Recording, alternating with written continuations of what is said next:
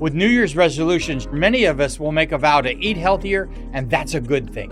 But what about our beloved pets and their nutrition? Greetings, naturopathic Dr. Dennis Black here, and I'm on a mission to provide better nutrition for cats and dogs because truthfully, all pet food is dead food, which is why we created Rough Greens and Meow Greens in the first place.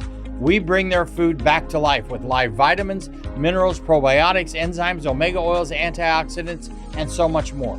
All in a tasty formula that your dog and cat will love. You can improve your pet's coat, digestion, energy, and have less vet bills. Let 2025 bring a new year and a new pet. Get a Jumpstart trial bag, normally $20. Get a 100% discount with promo code BESTFRIEND. You discover the shipping. Go to roughgreens.com, use promo code BESTFRIEND. Bring your pet's food back to life with Rough Greens. So good, your pet will ask for it by name.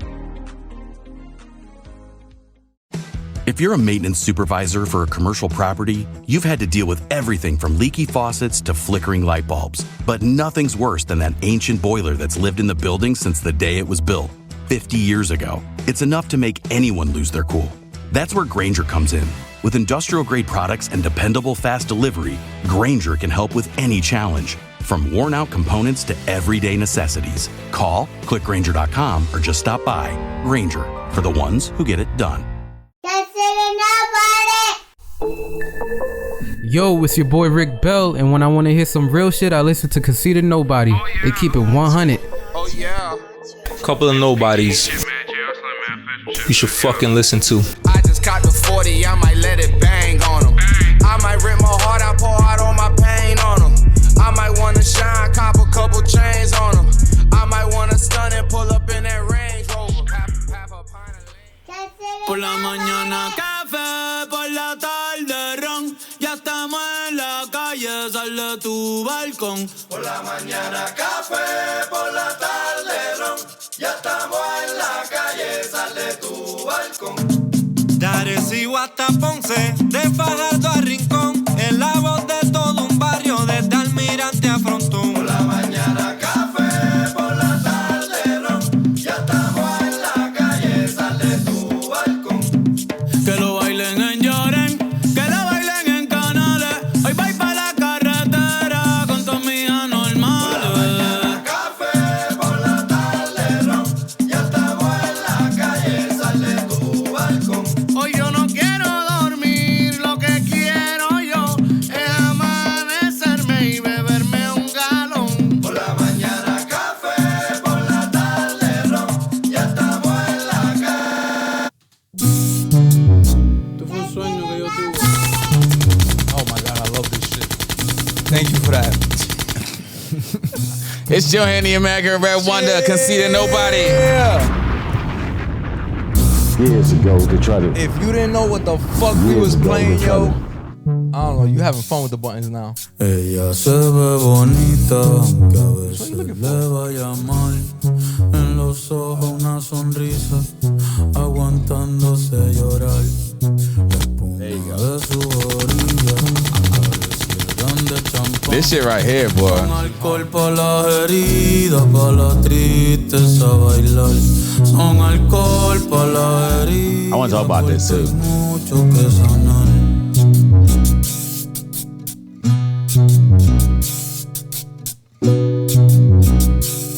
Playing that shit. En el verde monte adentro no se puede respirar. Las nubes están más cerca, con Dios se puede hablar. Se oye el jíbaro llorando, otro más que se marchó. No quería irse por Lando, pero el See, I like when artists talk their shit in their music. y no se sabe hasta cuándo. Quieren quitarme el río y también la playa. Quieren el barrio mío. Shit is a bop, yo. It's definitely one of those songs, like, when I first heard it, I was like, oh. It's like old school blues, yo. Que no quiero que hagan contigo lo que le pasó a Hawaii. Yo, that was the bar, too. He don't want to lose. He don't want what happened to Puerto Rico to happen to Hawaii. He's been saying it for a minute, yo. Get off the beaches. The beach is not yours. Don't be coming here bringing your bullshit. Yo. I think the song for me is super ill, and almost like revolutionary in the sense that like you're asking to do X, Y, Z. But here's my problem with He's tuned in. He's definitely tuned in, but I think it's like when you look at the lyrics, right? Because I've been listening to it all day, and it was like, yo, they want to take my river and my beach too. They want my neighborhood and your kids to leave, and I get what he's saying because there's been a lot of people that moved to Puerto Rico. Kick my grandma out. They're gentrifying Puerto Rico, and they're like, yo, X, Y, Z. But when you talk about, you look at the some of the visuals. Is there a video for it? Nah, not for this one. Okay, but when you talk about like the idea of Puerto Rican being its own state, there's a line that he says here where he's like, he says, don't end up like Hawaii, which insinuates like, yo, don't allow yourself, because they've been talking about making Puerto Rico the 51st state, right? That's been a conversation for decades, and it's like, yo, the idea that, all right, and I see the argument for both sides, you know what I mean? But like, if you really were to separate and say like, yo, we don't want to be a part of X, Y, Z, what are you gonna do for like common people, like regular people? All right, because there's not major industry in Puerto Rico where if they decide to separate from the U.S., for the common person, I mean, people are already having a hard time getting jobs as it is, and you're talking it's about hard out there every day, yo. They lost power on New Year's. Right. The whole island went out without power for like more than most of the day. So that's where it is right now. Yeah. Imagine if you would have cut off the little bit of resources that they're able to acquire as being a commonwealth. What would they do then? You know what I mean? At least we could start with getting rid of the shit the cancer that's fucking killing it little by little. At least distance from that, and then figure it out from there. Because the resources we getting we only relying on them because we have to. I think we're not allowed to ask for help or do shit on our own without somebody else telling us. Otherwise. I think it's easy to say with a roof over your head, but when you're asking people on the ground to go without, even in an even harsher way for a long period of time while a country figures it out, you know what I mean? And it could be, if you look at like Brexit as an example, where England left the European Union, and England is a major state, right, that has its own like economic system and, within their own governments, and they're struggling right now. You know what I mean? So for Puerto Rico to disconnect, I feel like for me, it's easier for Bad Bunny to say that because he has the money and the resources to be able to sustain the hurricane that's going to come in between, disconnecting from the U.S. and being able to stand up on your own and do X, Y, Z. He's still a big voice of that people. Just because people have been talking about it becoming a 51st state don't mean that's what everybody wants. It's it's like 50-50 right now, right? Yeah. A lot of people still been fighting for the independence of that country since the First World War. That little fucking island's been fighting for its own identity. Yeah, I'm glad you said that too. You know how many Medal of Honor winners Puerto Rico has? Yeah. 9, right? And I would imagine for those 9 Medal of Honor winners that went out and fought American wars, that they wouldn't want to see that the island that they fight for now be annexed and have to, deal with it on its own. You know what I mean? Because it's painful when you separate. And think about it like this too. Like there's no easy answer. There's no easy answer. No, absolutely not. I'm not trying to oversimplify it. I like the song from Bad Bunny. I like it because he's touching a point that not a lot of fucking pop artists are bringing the attention to. Especially at his level. He's the fucking Drake of international, right? International Drake, practically. Nah, I can't give him Drake. You know why I can't give him Drake? Who is he then? He's his own thing. Because he is his own thing. He's doing what I always wanted Drake to do, which was touch on something real. Yeah. You know what I'm saying? I got you. This here. I meant like popularity. Yeah. I mean, he's up there. He's Michael Jackson damn near. You know what I mean? He's up there. He's up there. He's definitely in that echelon. But for me, where Drake could have really like changed the game if he would have touched on the issue. Could have spoke about something. You know what I mean? Yeah. And Bad Bunny is fucking attempting career suicide. You know what I mean? Well, this is not new. He's been talking about the blackouts. He's been talking about the corruption. This ain't new. He's on like his 8th album or some shit. Talking about but this is very like direct. When you make a line like, "Yo, don't let them do what's doing." He says, "Yo, hold on to your flag." Yo, that's a wild line. But Salsa's been saying it for decades, since the 70s. Porque la estrella de mi bandera no cabe en la americana. Like that's old school. That's country? From 77. Puerto Rico. Yeah, my star ain't gonna fit on that flag. I feel you. I think y'all should reconsider. People been saying it for years. It's not gonna be. I think it'll be tough. Decision. Even if it went to a vote, it'll be crazy. I looked up Puerto Rico's biggest economy. Like where's most of the GDP for Puerto Rico coming from, and it's coming from like pharmaceutical companies. So Pfizer and Johnson & Johnson has a lot of manufacturing plants out there, right? So like for me, I always look at like from like a world building standpoint, right? And really like, you know, even when I move from country to country, I'm always like in the hood to really see like, yo, how people are really living, right? Because you can really see where a country's at by looking at its working class, right? The standard of living of its working class, right? And yo, if you take away the little bit of jobs that people have and say like, yo, we're gonna separate from you for ideological reasons, right? Because it's like, oh, the pride of the flag, and that's awesome. Right? But people have families, bro. Like they gotta send kids to school, they gotta put food on the table, and you're having people standing against the possible starvation because now once you separate from the country, you have to build new trade agreements. You have to build like it's a process. So it's like, yo, it will be a process, but they'll be at least they will have their own voice and stay and get to decide what they want to do, not being told. That's the biggest thing. Nobody likes being told what to do. I hear you on that. I would like to see Puerto Rico have, in becoming gaining full statehood, I'd like to see them have more power in and being able to acquire more discretionary funding from the federal government. You know what I'm saying? I think the government puts them in a gray space, right? In the idea that like, yo, if something happens to Hawaii, you know, they have to send certain resources because it's part of the United States as far as like statehood is concerned, right? Even that, they fucked those people out of Hawaii that got caught up with that fucking volcano shit. Oh, with the FEMA did? They said, yo, we taking all this land back. This shit ain't yours no more. Yeah, shit is the locals and shit, right? Wow, yo. It is wild. It is wild. It's like, why the fuck, if that's my option, fuck that option, yo. You're gonna come in and just take my shit in the worst time of my life. I mean, there's definitely, I'm not. They still got blackouts in Puerto Rico since Maria because of the fucking, that grid ain't been fucking. Hasn't been repaired. And that's what I'm saying. And Trump put in his boy with like a staff of 4 people to maintain that island. And that's my point. Like, because Puerto Rico is in this gray space when it comes to like statehood, it's fucked up. There's no requirements for it. They're getting fucked more than anything. And even if the other option is, yo, we got to figure it out on our own, it's not the best option either.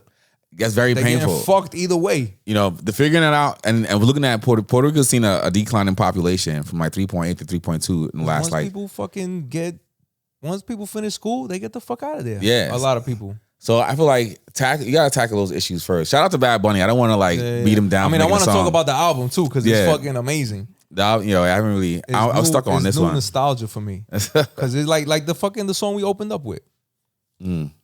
That's the shit I fucking grew up on, yo. Listening to my uncles and my fucking cousins and shit in the house parties. They bring in their own instruments. I always thought that was bugged out. That like my uncle had like a set of congas in the back and they just pulled that shit out like it was a TV show. Yeah. They had all the instruments. The fucking cowbell came out. That's it.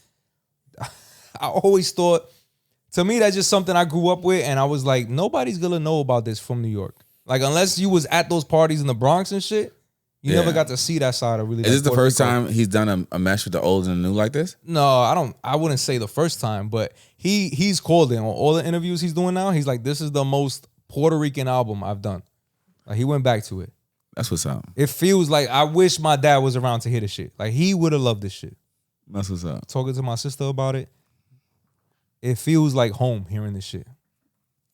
I mean, yo, he's doing a good job as Puerto Rico's hometown hero. Fire. Yeah, man. I told my family we might not go to Puerto Rico this year. How the fuck I'm not gonna go to Puerto Rico after this shit came out? I might have to make a trip. Yo, listen, I know I gotta hear this shit in Puerto Rico, yo. I heard this shit. I was just like, yo, this because you know the U.S. is kind of like we're like the evil empire. You know what I mean? So when we look at like. And I'm a stormtrooper. Nah. So when I hear some of the people like talking shit, it's like, wait, hold on.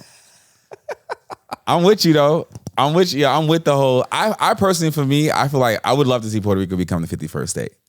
That's like, I don't, the idea, just from a regional standpoint, understanding like so many, Puerto Rico has given so many lives to American wars.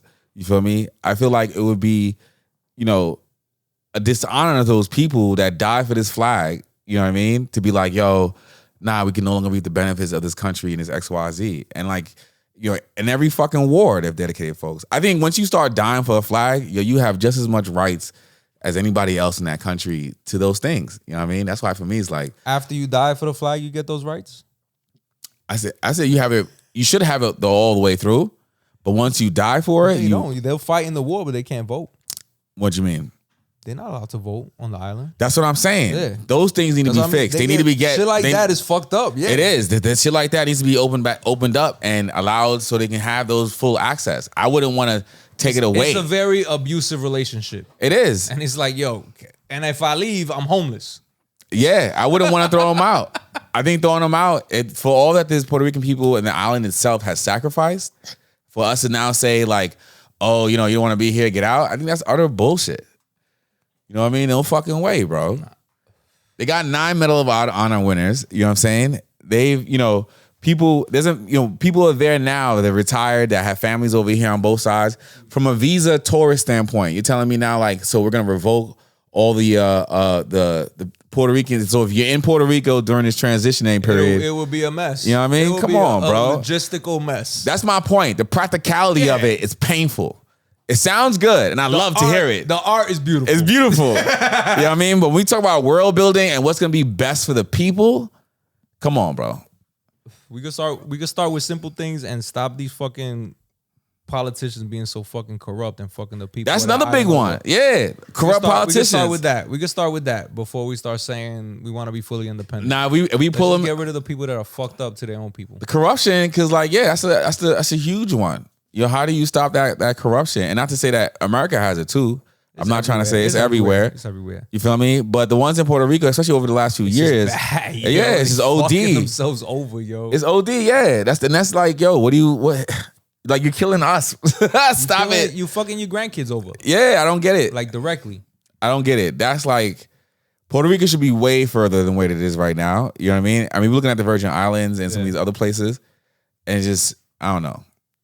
But I love when artists do this though. The album's fire. You haven't heard the whole thing? No, I've heard a couple other songs. It's been on replay since it fucking dropped. And it was a gift too, him dropping it on a Sunday like that. January 5th, the day before Three Kings Day. He did that on purpose, yo. Yeah. That was like a gift. The only complaint I got is I wish it came out in April.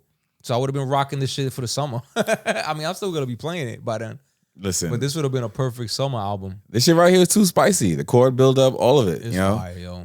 Your wife is the one that posted it, and I hit her up on the gram and found out what song it was. Yeah. And I'm like, yo, I told her, I'm like, yo, the CIA got to follow him right now. They watching him. They watching him. You got to relax. It's too revolutionary. Yo, listen.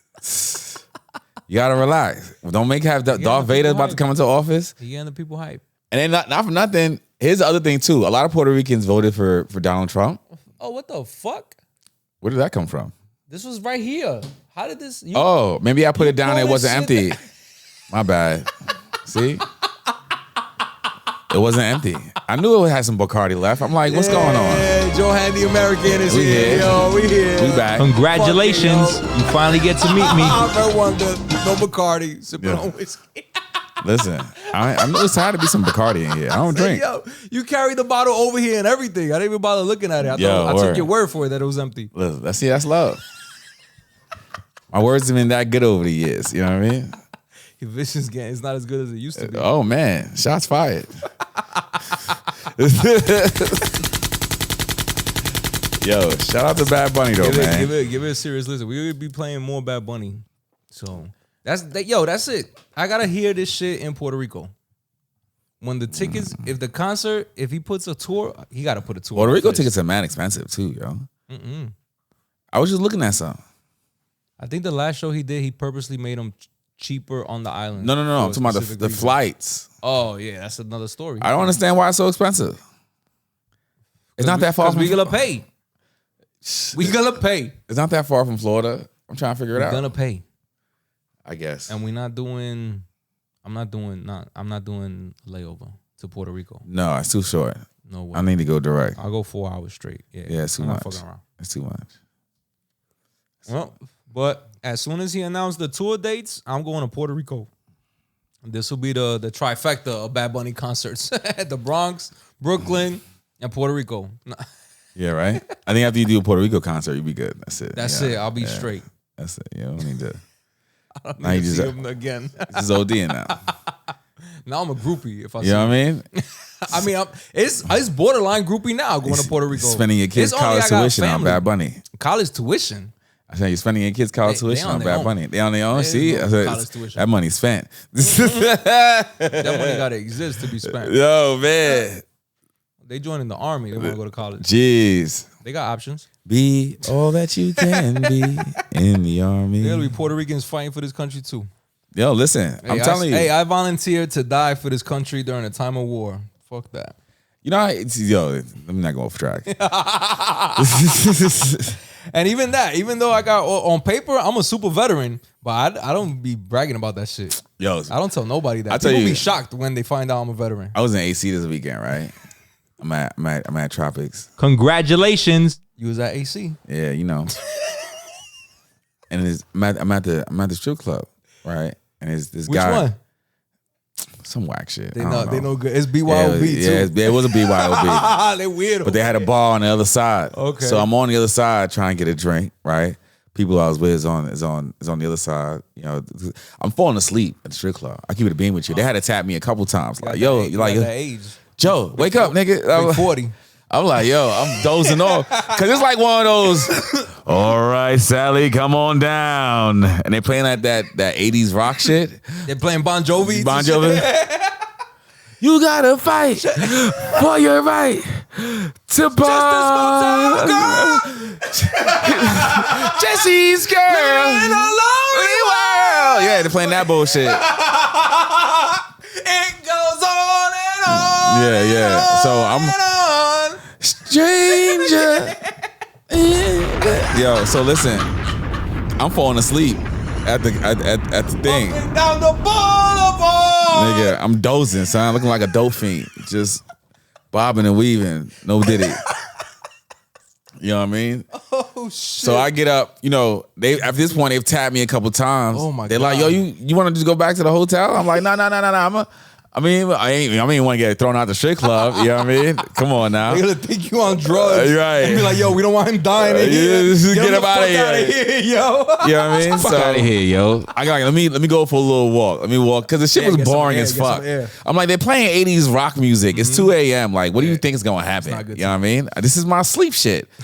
You know what I mean? So I get up and go to the bar, and this guy's at the bar, and he's telling he's telling the bartender how he was in Afghanistan. He had a team in Afghanistan. So I'm air hustling. Oh shit! I'm trying to hear what he's talking about. You feel me? So he's talking about he was out there, 08, So I'm like, oh, those are my years. So I'm like, oh, I was in that stand. I heard you using the army. He's like, no. I'm like, Marine Corps. He's like, you sir. He's like, no, he ain't sir. I'm like, all right. At that point, I'm a little confused. Yeah. Right? Fucking translator. Yeah, I guess. Yeah. He's like, I was on a special team. I'm like, you was on a special team. So he shows me a picture of like him overseas with like regular like civilian clothes and some folks. I'm like, what was this, ODA? I knew it wasn't ODA because none of the faces were blurred, right? Because usually somebody shows you a picture from SF, all the faces would be blurred except for theirs. Yeah, because it's classified. High security, whatever. Yeah, so all the faces was wide open, and he's pulling it on a like an internet page. God. So I'm just like, I didn't even see where he was in this photo. I didn't even bother looking. But I tell you, by the end of that conversation, he was buying me 2 shots though. He was you like, know shut what I mean? the fuck up. Yeah, I hate when people try to do the stolen valor shit, yo. That's wild. I didn't call him out on it. I was just like, yo, don't take nobody else's stories, B. Yeah, man. Every day I'm gonna call you a bitch every day. He was saying some other shit. It didn't even add up or nothing like that. I'm like, yo, fuck out of here, bro. That is corny, but I took them shots though. Oh yeah. You know what I mean? You gotta have to bribe my silence now. You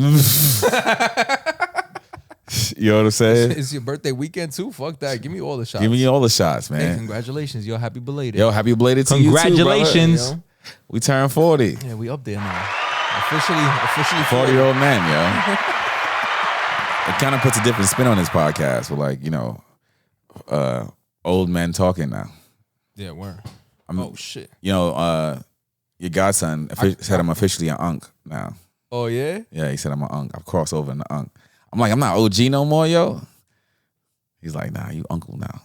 I'm like, damn, son. I mean, unk is like 39 and over, probably. 40's officially, yeah. He's like, yeah. That's it. We the old ones now. Yeah, that's it. We the old ones now. That was again, I told you, right? I was rewatching The Sopranos. Mm-hmm. And there's a scene where he's talking to like the Reverend, talking about how their parents passed away. Yeah. And he's like, yeah, that's a sign. When your parents go, you become the old ones. Yeah, you're next. You them. Yeah, basically. You them. Who you were looking up to your whole life, once they gone, that's you. They're looking up to you now. That's real shit, yo. Yo, that's facts. That is factoids. Upper echelon. Factoids. Hey, fuck it. We made it, yo. I'm happy. Congratulations. He didn't waste no time hitting me with that unk shit too, man. Happy birthday, Unk. Unk. Word. I'm like, yo, slow down, youngster. What's going on? Chill the fuck out. Be easy, yo. It's morning time, yo. Gang making that breakfast right now. Chill out. I ain't get my coffee yet. You know? But yo, shout out to us, man. We turned 40. It's 40 years. How was your birthday, yo? Big Africa. Yo, big Africa. You know what I mean? I'm gonna say that for the second half. Yo, All right. We'll talk about it. We build up to it. But yo, 40, I tell you, just I don't know, 40 for me, like, I've been thinking about turning 40 since 30. You wanted to breeze through it? No, yo, it's just like a milestone age, bro. Like, I feel like 30 was kind of like, oh, we turned 30. Like 30 was like 25, where it was like a big number. Everybody's really excited about it. But 40 just always just felt 40 was chill. It was like on the other side of some shit. Even when we was young, we met 40-year-olds. These niggas was different. You know what I mean? You might meet a young 30-year-old and be like, he just a little older than me. But a 41, once you that 4, the excitement's gone. That's it. I've been there, done that. I done seen it all. Let's keep it thorough. I tell you, I've seen it all. What was that? Quiet Storm. I've seen it all. Been through it all. Yeah. Word up, huh? Yo, that's 40 right that's there. 40 right there. Even you mentioning that shit right now, it's Quiet just Storm. showing your age. I'm gonna have to play it just so people know what you're talking about. The original, yeah. Blood, sweat, and tears. Yeah. I don't know if the remix got. Yeah, I don't know. I might not be. Let me see. Yeah, it might have it. Is it playing? It's playing. It's the rain. 90s shit. The super long intros. On Hype Williams. You know, you couldn't tell nothing about Hype. Fake director. That's hate. Fire. That was mad hate. That was super hate. Super hate. That's hate. He made history. Yeah, you know what I mean? He created this fucking music video culture that we fucking watching. There you go. Dead as shit. That's it. What else can happen, yo? Think once more, son. This is what 40 is like, yo. Blood, sweat, and tears. Niggas is dead and shit. I'm not lying. Been through it all, yo. Right now, word of mother. For real. Truth. Not lying. Yo, this is 40. Yeah, all right, let's get out of here. Rest in peace to Prodigy. Where? He used to get his hair cut, my barbershop. Yeah? Yeah, over there. They used to live right there off of Linden. Yeah, all the way out here? Yeah, or closer to Nassau County. But they was like literally down the block. Oh, that's dope. They had a house. You'd always see like women running back and forth up the block and shit. You know, but 40 was just like, it was just a number. And you know, I feel like 40 is reflective. I used to tell my little brother, right? At 18, it's my on life. 18 years old, everybody looks at you like, yo, you're brand new. They're excited about what you could possibly accomplish, right? And you're working on a lot of potential, right? 25, a lot of upswing. 25, they're like, yo, you still going at it. Don't give up. You got the momentum going. Right? Don't give up. Yep. 30, they're like, yo, all right, you know, we need to start seeing a little bit of results now. You know, what's going on with you? Looks like the path you're taking. You know what I mean? 35, 40, nobody gives a fuck. Nah, you on your own. You know what I mean? 35, they looking at you, you know, the calls might slow down a little bit. By 40, nobody gives a fuck. You on your own. You on your own, man. If they let you sleep on the couch at 25, by 40, everybody's lost their fucking loved ones and they don't give a fuck they don't about give your a fuck. problems. They don't want to hear your shit. And it's by rights. They're not don't call me By with that rights. bullshit. Every time they become Tony Soprano. I don't want to hear it. What was that famous Tony Soprano line when motherfucker he's asking the restaurant owner? Bartender. He's like, How you been? How you doing? He's like, well, you know what, Tony? I'm just having a rub there. Whoa. I got my own problems. Yeah, right? That shit is a rhetorical question. Shut the fuck up, yo. That's a fact. Those are the truth, son.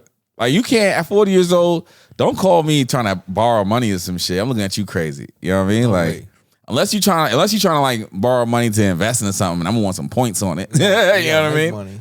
Come on now. Nobody trying to hear that shit, bro, at 40. That shit, it's just like a milestone age. I'm thinking about retirement real close. Yeah, that's another thing. I'm planning for that shit. I'm getting out of debt. I'm doing this. I'm doing that. I'm gonna get that building in 3 years. This is the first time that in life where we start really thinking about retirement and things like that. I'm gonna get that building in 3 years because I want to retire in 5. Next 20 years we'll be in our 60s, yo. He's like, yo, this is crazy. Even from like a cultural standpoint, the things that we hold near dear is old. Yeah, hell yeah. You know what I mean? So 40 for me, I've been thinking about this shit for a minute. And then, you know, I feel like in my 30s, a lot of people passed away. You know, shout out to Mobb Deep. That's real as ever. Mm-hmm. I think, you know, in my teens, motherfuckers was dying from like gunshots and shit like that. In my 20s, motherfuckers was dying from accidents, DWIs, overdoses. Mm-hmm. In my 30s, motherfuckers was dying from health issues. They having strokes, heart attacks. A close friend of mine, 33, heart attack, yo. Like, there you go. That shit fucked me up for a minute. It's real shit. It's real shit. You know what I mean? He was a heavy Bacardi drinker too. We would drink Bacardi like he would drink like more than me. Mm. And I remember he would like complain about like chest pains. And I remember I started feeling chest pains like after he had passed. I said, yo, let me chill out with the fucking Bacardi, yo. Drinking as a whole. Drinking altogether, yeah. Yeah. And you think about it too, like I do this shit sparingly, yo. I'm drinking green tea. You see? Yeah, I'm I mean, drinking whiskey just because I'm here. I feel like it's part of the part of the tradition. Yeah, I got you. It's part of the work. I gotta be in a certain mode when we start recording, because if not, I feel too stiff. But yo, 40, but yeah, no Diddy. 40 has just been like, yo, I just been thinking about it for a minute. You've been 42 days, yo. For 2 days. It's been a rough one. You fucking having an existential crisis at day 3. Yo, facts. It's like a midlife type shit. You know what I mean? Well, I just be looking at niggas like, yo, we old. Shit, we made it, yo. Yeah, we did make it. Shout out to that, man. Yo, we fucking made it. I didn't think I would see 40. I didn't think I would do this shit I've done before 40. That's the other thing too, yo.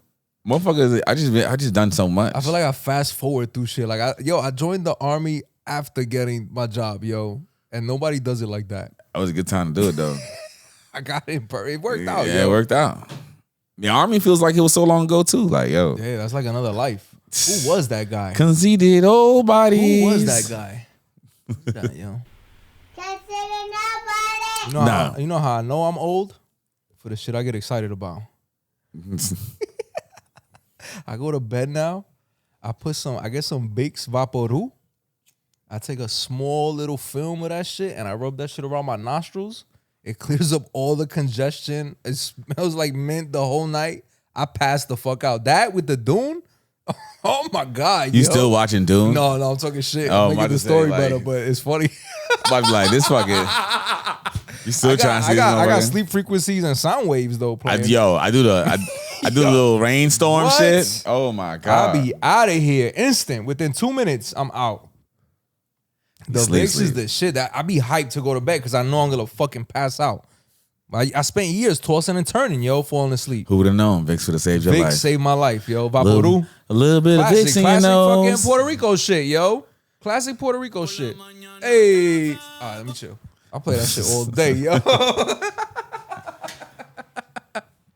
I feel like, yo, this has been like a melange of like my old and new, like, because, you know, the last 20 years, if you really think about it, we've gone through so many changes. And I don't feel like these days so many like big changes in life because you've seen so much. And it's like, it's so much to reflect on too. Like, I feel like every year for your birthday, you think about, oh, you know what I did last year. But like at 40, it's just so much shit to look back on. You know what I mean? Yeah, a lot of summers, a lot of winters. Yo, it's a lot of summers and winters, nigga. Like, God damn. I get reminded about my age when people ask me my age. Like today, I had 2 guys working for me. Yeah. And they were brand new. They were like still on probation type shit. Like just got the job. Yeah. And then I'm telling them what they gotta do. And they go, yo, how long you got on the job? Like they ask me how long I've been working. I just finished my 19th year. What? How old are you? What? You great? What? Like, yo, get out of here. They said, we thought you probably had like 7 years on the job. I said, nope. 7 years, I was still picking up garbage. that was another life, yo. Right. That was another fucking maniac behind the truck, yo. That's when I start thinking back. When I think like I'm the old man at work. Yeah. You know what I'm saying? People look at me, they look at me like I'm young, but my attitude is not young. I'm grumpy. I'm yelling at everybody. Like, I go to work like, you got to deal with me. Are you one of the old grumpy supervisors? Shut the fuck up. I'm yelling at people. You like the bear from the cartoon. Quiet. I said quiet. Quiet. They be like, yo, you're not worried that they're going to come down screaming like the big bosses because it snowed the other weekend? Oh, and shit was fucked up. I say, yo, win or fail. If I fail or don't, or I win, I'm getting paid. I don't give a fuck. This shit's still gonna be here when we come back tomorrow. We do it tomorrow. We're gonna do the same dance. You gotta retire. Gotta get you the fuck out of here. I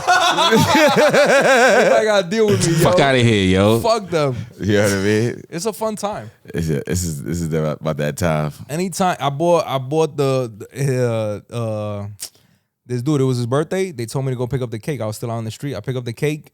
They start singing happy birthday. I start screaming happy birthday inside the office. Okay. Because I'm like, anytime, any excuse I have to be loud, I'm exploiting that shit, yo. That's why I feel like, even though like we have age, we 40, I don't be feeling like other 40-year-olds. I still get turned, yo. I'm stupid, yo. I still getting turned. You know what I mean? To me, that's funny.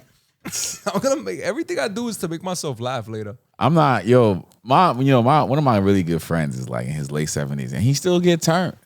You know what I mean? Still, your boy, he's the fucking man, yo. I'm trying to be like him. I'm not 70, trying to fucking hanging out. Yeah, I'm not trying with to turn my into this sons? docile Negro. That was the shit. That was a turning point too. When me and my dad started hanging out drinking. Oh yeah. That like elevated the relationship. We was always tight.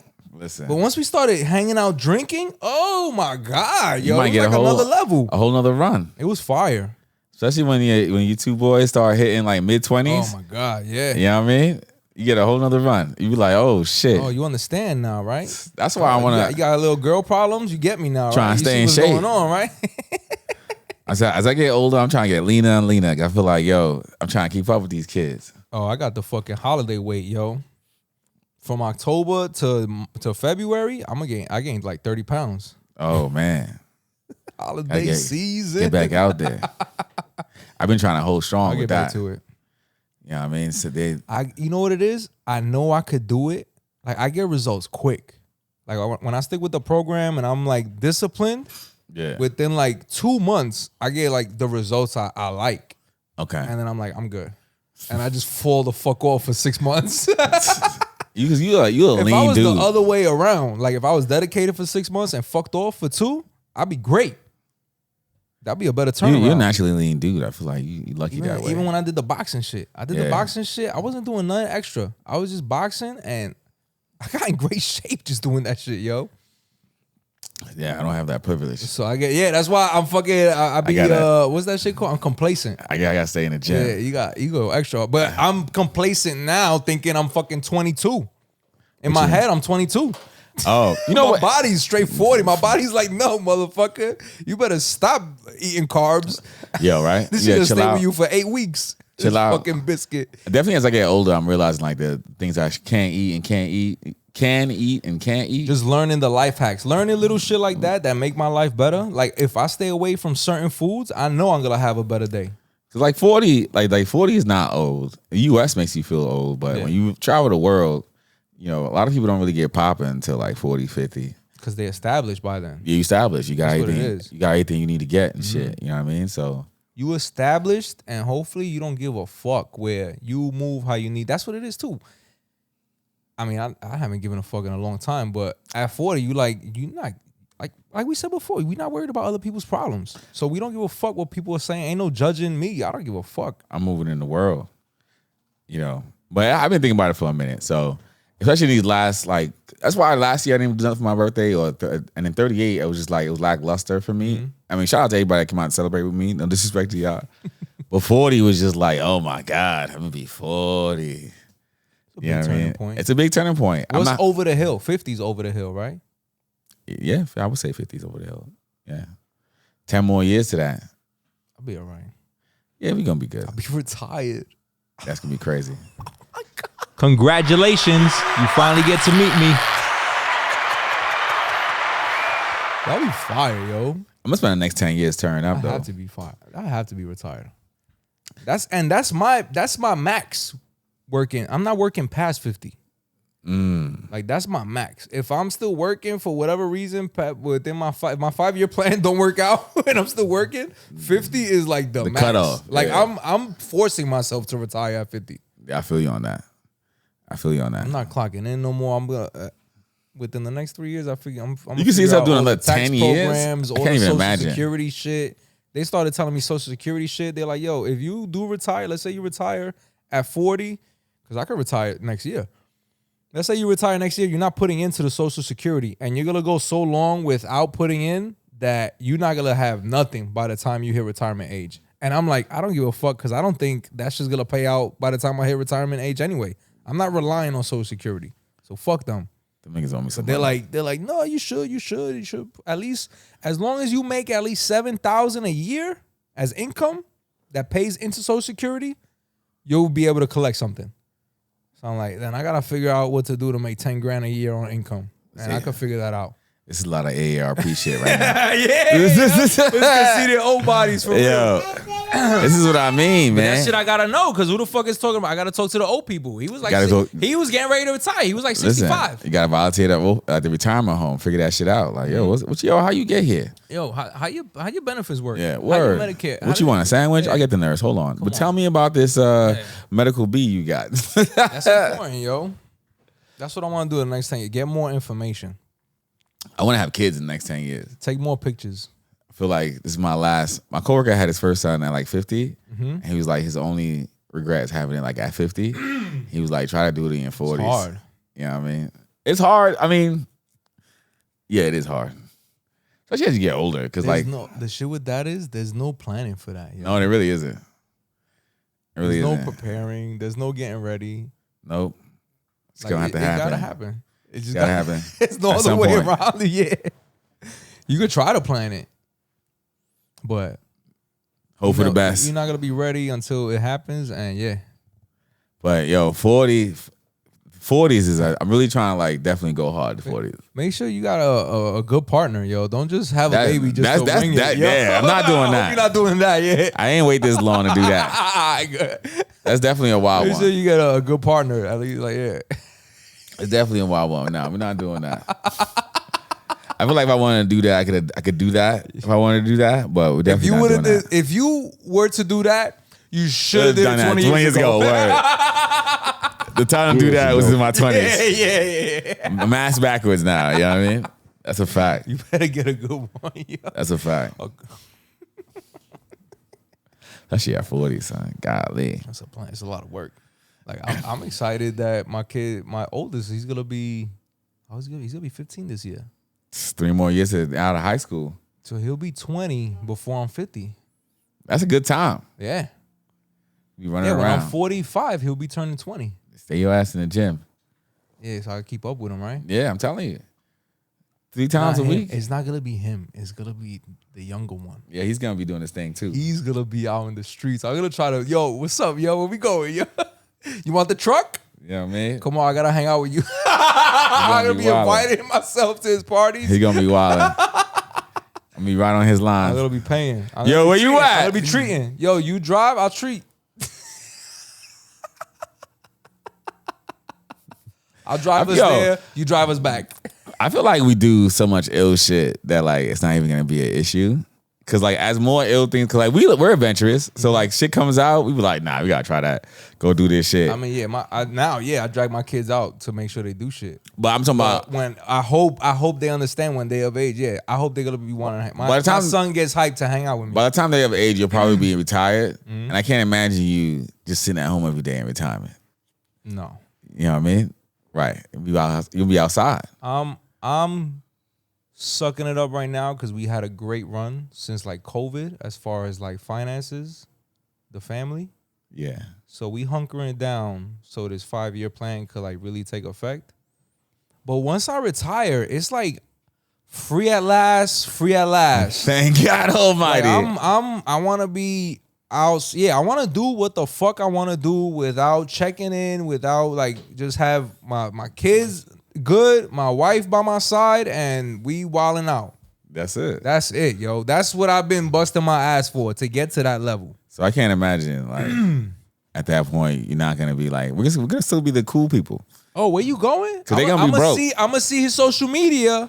Oh, where you at? He's not gonna be. I'm there. He's gonna be broke. He's gonna be young. Oh, he's gonna be too young. Yeah. He's gonna be hanging out with me. Yeah, that's what I'm saying.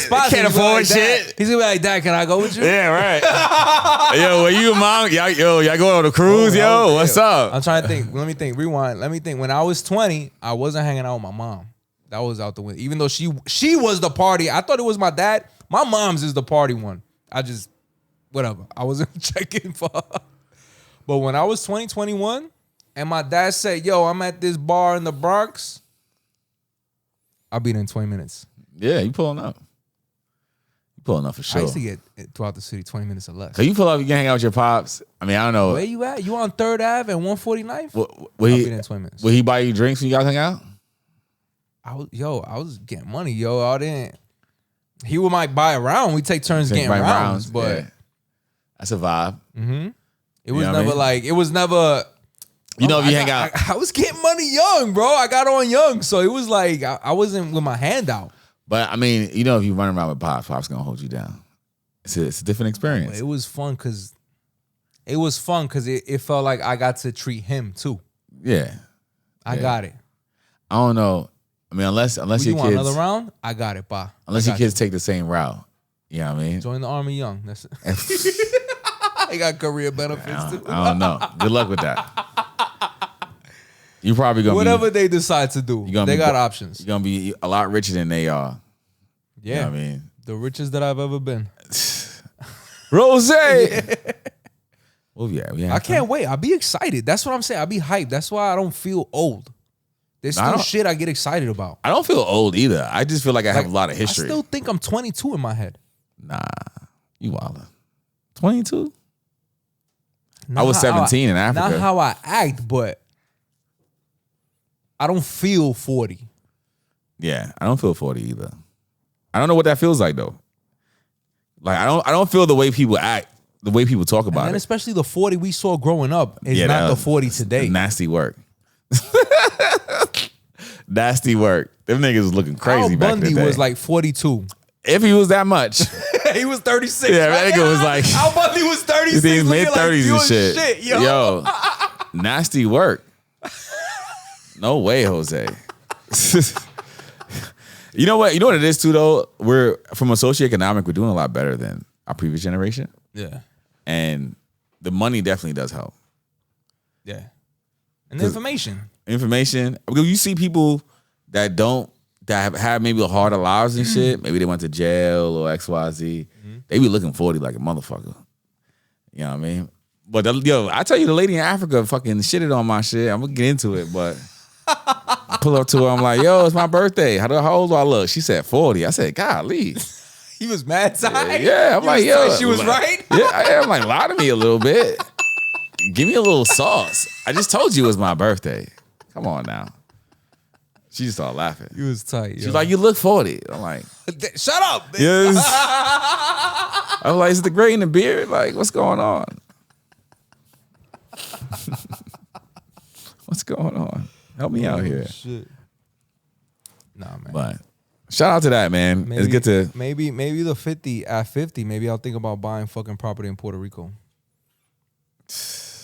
I want to be like. You've been saying it too for so long. What's that? Buy back the island. Buy a piece of the island. I always say that. Yeah, buy a piece of the island. Yeah, get a little something. Get a little I didn't chunk. really consider it until like COVID happened, and I'm like, it'd be nice to fucking be in Puerto Rico during COVID, yo. A little vacation property. Especially with like Airbnb and so many like back in the day, you used to have to buy a piece and you have to be stressed out about family living there and like, oh, who's gonna maintain tell so stay the crib, like who's cutting the grass, who's collecting the mail. Yeah, now we got a little Airbnb situation. Hustle it. The only thing is like those are really cash heavy things. So I wouldn't want to do that as like a primary investment. No, it wouldn't be my go-to. It'd be like how you say, I will Airbnb it and then I'll take like the blocks that I want to be there for. I lock them out. Lock them out and pull up. A little beachfront joint, before you lose all the beachfront property. And my wife's uncle, he bought property. He's building like his own fucking mansion on a hill facing the beach, yo. Like walking distance to the beach. Okay. And he said he bought the plot like a decade ago. and that now that he's building on it, other people have bought land and have bought houses now around it. And build around. Said he said some dude from Jersey was like trying to buy his property, like trying to bogart him. He's like, there. bro, I don't know who the Who fuck are you you talking to, yo. You gotta relax. But I ain't that. And then he said when I found out he was from Jersey, it was more like a fuck you. Like you're not getting. He had the best plot of land because he was there first. Yeah. He was like, fuck those people. Next time you're in Puerto Rico, just walk the beach line and see. Look for the shittiest part. You know what I mean? Be like, and see if you can buy some land and sit on that bitch. Check always check the sea levels, flood lines, see where your shit is at. You know what I mean? In retrospect, but yeah, I think so. His shit was good. His shit was perfect because he's on the hill. On top of the hill. The little mountain right there fucking by the beach. That's where you want to be. Away from any potential he floods. Got the view of the ocean. It's fucking beautiful. He showed me pictures. I'm like, damn, that's a retirement. He's retiring this year, yeah. We started building that mansion. That's a good idea. I want to go back. I want to go back more often. You can buy a small island once a too. year. Once a year is not enough. I feel like I'm getting to that age where I want to be in Puerto Rico. Snowbird. Yeah. Yeah, when you retire, you're not gonna be in the U.S. Snow. I don't want to look at snow no more. Listen, once you get out of here, you're gonna be like, yo, son. Fuck the snow, yo. Soon as it starts to get cold. Like retiring, maybe like in Denver, like somewhere like Midland, in case the apocalypse happens, or like the fucking. You said Denver? Yeah. Why Denver? High altitude in case like the ice caps melt and like a quarter of the United States goes underwater. Well, another prediction like within the next 100 years. Well, you know the Caribbean islands. Some of those islands have high mountains. They're gonna get wiped the fuck out. No, not all of them. It would change a lot. It would change a lot, but some of them will stand. You can Google that too to see what the world's gonna look like if all the polar ice caps melt. There's a lot of mountains in Puerto Rico, but that's like you can't live on that fucking mountain or that farmland they need. It depends on where the beach starts. Yeah, right.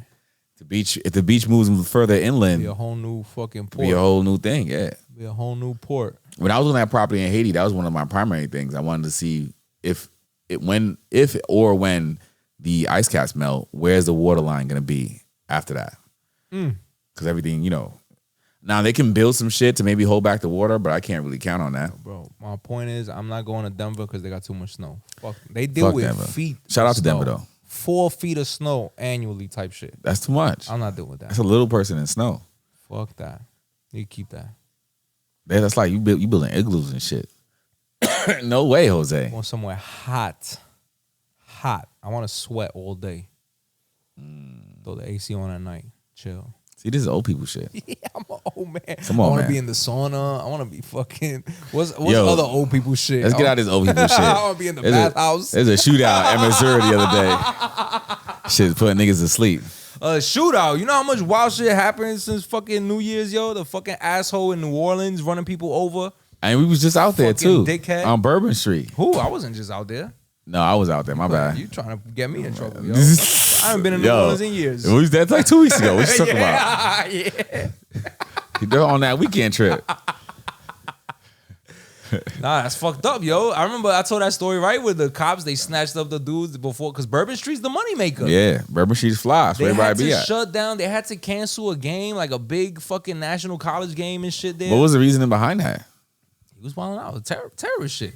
Oh, man. I think he was like a veteran. Yeah. Went fucking Islamic, what they call that? Jihadist? Or some shit. Not radical. He radicalized sympathist. He sympathized for Islam or some shit. But I mean, that problem is long over though. We trying to move away from that, bro. Why you bringing back old shit? And then the veteran, the Marine that fucking blew up his Tesla. Oh, that was Trump. Nah, he was. That shit was the same day. He was Army. Pardon me. He was a Green Beret too. OD. It's wild, yo. He blew up his Tesla and he shot himself first. 2025 started crazy. And then blew up his Tesla in front of the Trump Tower. In front of Trump Towers. The shit burned down. I don't really understand that one. Talking about America's headed to an awful place. It's too much. Next time you go to Africa, take me with you. I don't know. This is that people be like, yo, when I told people my man's going to Africa, oh my God, is he scared? Isn't it dangerous? It's dangerous here. You know what I mean? People are getting lit on fire in the subway. Yo, I heard about that too. People getting stabbed in the subway still. The chick stabbed the fucking postal worker in Harlem for over a sandwich. Over a sandwich? It's fucking stupid out here, yo. Take me to Africa. Yeah, listen. There's a shootout in Missouri. Some kids, some gang shit. Missouri, right here in Queens. Oh my God, yo! Some kids on some gang shit. You know, I guess they were trying to get retaliate to the ops, jumped out, and shot up like innocent bystanders. You know what I mean? I'm like, yo, what's going on? It's wild. 2025 just jump out the window. It's too much. I don't know if it's worse than before or if we just got access to all the news all at once now. I think we got access to all the news all at once. I feel like it's probably always been like this. It's just it wasn't. We got all the tea. We didn't have access to fucking what was going on in Vegas. Yeah, as soon as it happens, we on it. We got the live feed, all we got that. The stream. We got this video surveillance camera, the Ring camera, and shit. Watching crimes as they happen. Yo. Like, oh shit, you seen that on Fifth Avenue? It's too much. You still on old people shit, yo. We gotta find some live there. How we get out of here? I don't know. I'm trying to be nostalgic. I see. It sound like some two old uncles on the fucking porch. Oh man, these kids are crazy these days. 2025, yo. New Year's resolutions? What we doing? Nah, I'm trying. Not this year, right? My New Year, a lot of my shit is not money. resolutions. I'm save money, yo. Save money. Switch up the lifestyle. I've been my fucking what they call that shit? Not supplemental. Fucking when you waste money. I don't know. You been balling? Disposable income. I've been treating my shit like disposable. I looked at my credit card statement. I'm like, I'm spending too much fucking money, yo. My credit card statement said the same thing. I said, this is too much. It's just too much. I'm wilding the fuck out. So you gotta put yourself on a timeout. Yeah, that's what I did. I put myself on a timeout. I put myself on a timeout 2 months ago, and it's like a big difference already. I'm like, oh, like I said, I'm cutting corners like a motherfucker. I'm getting rid of Netflix. I got rid of all the fucking. I got rid of Patreon. You got rid of Patreon? The Joe Budden shit. He took the month off. I said, fuck this. What the fuck I'm paying for this shit for, yo? Yeah, I gotta go through my shit too. Yeah, fuck that. Conceitednobodi. Shout out to him, but I ain't paying fucking Patreon to hear the B team. Nigga said $25. I'm a fan of Joe, yo. Whatever he got to do. You don't like the B team, yo? He's wilding out too, running around naked in the hallway. You heard about that? It's too much shit going on, yo. Yo, why is he walking around? I'm not supposed to hear all this shit. Yo, what's up with your man, son? Nah, he's my man. That's your man, son. Yeah, that's your man. Yeah. Yeah, I mean, this is why I hate being a fan of his, because he does great shit, but then he does like some self-sabotaging shit that ruins the whole fucking thing. What's up with you? And then I gotta defend him. Yeah, that's your man. Out of here, yo. Yeah, I need to know. Put us on, yo. So Fuck out of here, yo. I don't know. When did he have a sleepwalking problem? I'm not defending none of his actions, yo. He said he sleepwalked naked at that. Good for him, yo. Get a leash, bro. And then he ended up outside. Get fucking ankle weights if you sleepwalk naked. Yo. What's the detail? He ended up outside or some shit? The detail is he was in the fucking condo, the luxury condo where he records. He got another apartment in the building. Okay. Apparently woke up middle of the night in the hallway walking around naked because he sleepwalks. And I don't know if he was trying to get back into his room or he started knocking on somebody else's door. In the building. So he left his apartment butt ass naked. Mm-hmm. That's what I'm saying. Started knocking on somebody else's door trying to get in. What's going on? I'm not defending it. I'm not saying you should defend it. I'm just very confused on his actions. I'm not paying for his deviant actions. And then, I'm not supporting. And then they end up losing the whole because he's not doing that show there. He got the fucking building, yo. He went back to the basement. Oh wow. Does that mean he doesn't have no place to live now? No, he still got his own crib. He still got a house. Oh, he had like a second apartment in the building. Oh, okay. Like he had 2 apartments in that building. Now they back in the basement. And I guess they said, yo, you're wilding the fuck. And they already had an issue with him recording in there. Yeah, because it's a private building. You got this building on Front Street. Oh, man. The neighbors didn't like it. He was making so much noise in the crib. Yeah. There's too much going on. Walking around naked in the building, son. He's doing Conceitednobodi. They back in the basement looking like rejects, bro. Like, what happened? And it's the B team in the basement, yo. I'm good, yo. You don't like the B team? Imani be having some wild ass takes. I don't know. They went off from wild ass takes. Sometimes I just be like, yo, Joe need to come back in the room because these niggas sound crazy. Joe is the one, yo. I don't know if it's because the experience he got being in the fucking limelight. It's just everybody's too cool. It's not entertaining. Yeah, sometimes you gotta make a fool of yourself. It's one of the pillars of comedy. Like, yo, Relax, yo. Y'all been Chill doing out. this shit long enough already. Chill out. Butt ass naked though. The episodes where Mel gets drunk, those are fun because she's tipsy and she's acting fucking funny. Everything else, they be over sexualizing Mel though. It's too much. Yeah, It's and too much. it's awkward. When Yeah. Flip starts asking her like mad Like questions, sexual questions, it's it's like, like- fall back, son. She was. Why nobody saying, yo, shut the fuck up, yo? Yeah, facts. He was asking her about like, does she like women? And she said like she's heterosexual, and he just kept pushing it. And it's like, bro, what if somebody asks you if you like men, and then Constantly. just kept and just, yo, you want to suck a man's dick? Yeah. Oh, you like sucking dick, right? He's gonna lose his You like mind. anal, so you be You're fucking like, dudes, you be right? fucking dudes, right? Like, You come fucking on. dude if you like anal. Stop doing that shit. That shit was corny. It is queasy. I don't like it. I mean, maybe people. I'm thinking maybe he does it on purpose. But when he do it too much, it's like, yo, It's- yeah. somebody got to cut him off, yo. Yeah, chill out, bro. It should be like, yo, I don't know. But man, I think maybe it's part of their production shit because they do it so often. But it be too much. He's too horny. Squeeze one out first. Again, I know me listen for a beautiful, I'm a but fan damn. of Joe. All this extra shit, I don't care about their takes. I don't care about their opinions. They're not funny. They're not entertaining. You don't think they're entertaining? It's boring. The shit, even the shit they talk about is redundant. Damn, you hard, son. I'm paying money, son. I'm paying more money. than Netflix. I was paying more than Netflix for this shit. It's 25, right? And it was, I said it. It was high quality. It was worth it. I would look forward to it. The episodes were fun, but I'm a fan of Joe. And then when he does this goofy shit, it makes me not a fan of him no more, yo. Yeah, the So naked it's like shit whatever. Maybe I'll fucking wait till after the Super Bowl and I'll get it for that month to hear them talk about Kendrick. He needs to buy a building. Stop playing. He needed his own studio like what 50 did. Yeah. At this point, if you got this podcast at this level of production on your own, Go buy a building. why not? You Where's, can have your own space by now. Where's Cam and Mace at? I don't know.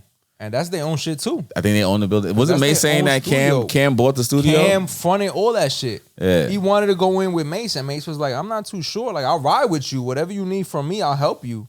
And Cam was the one that put it together because Mace was like, Mace said Cam didn't want to look like us just hanging out. Right. He wanted the full production. He wanted it to be like, because when the shit came out, people were calling me saying, when did you start working for ESPN? Right. And it's just him and Cam in their own studio, their own private studio. Yo, round of applause for them. I mean, yo. they killing that shit. They killing yo. that shit, yo.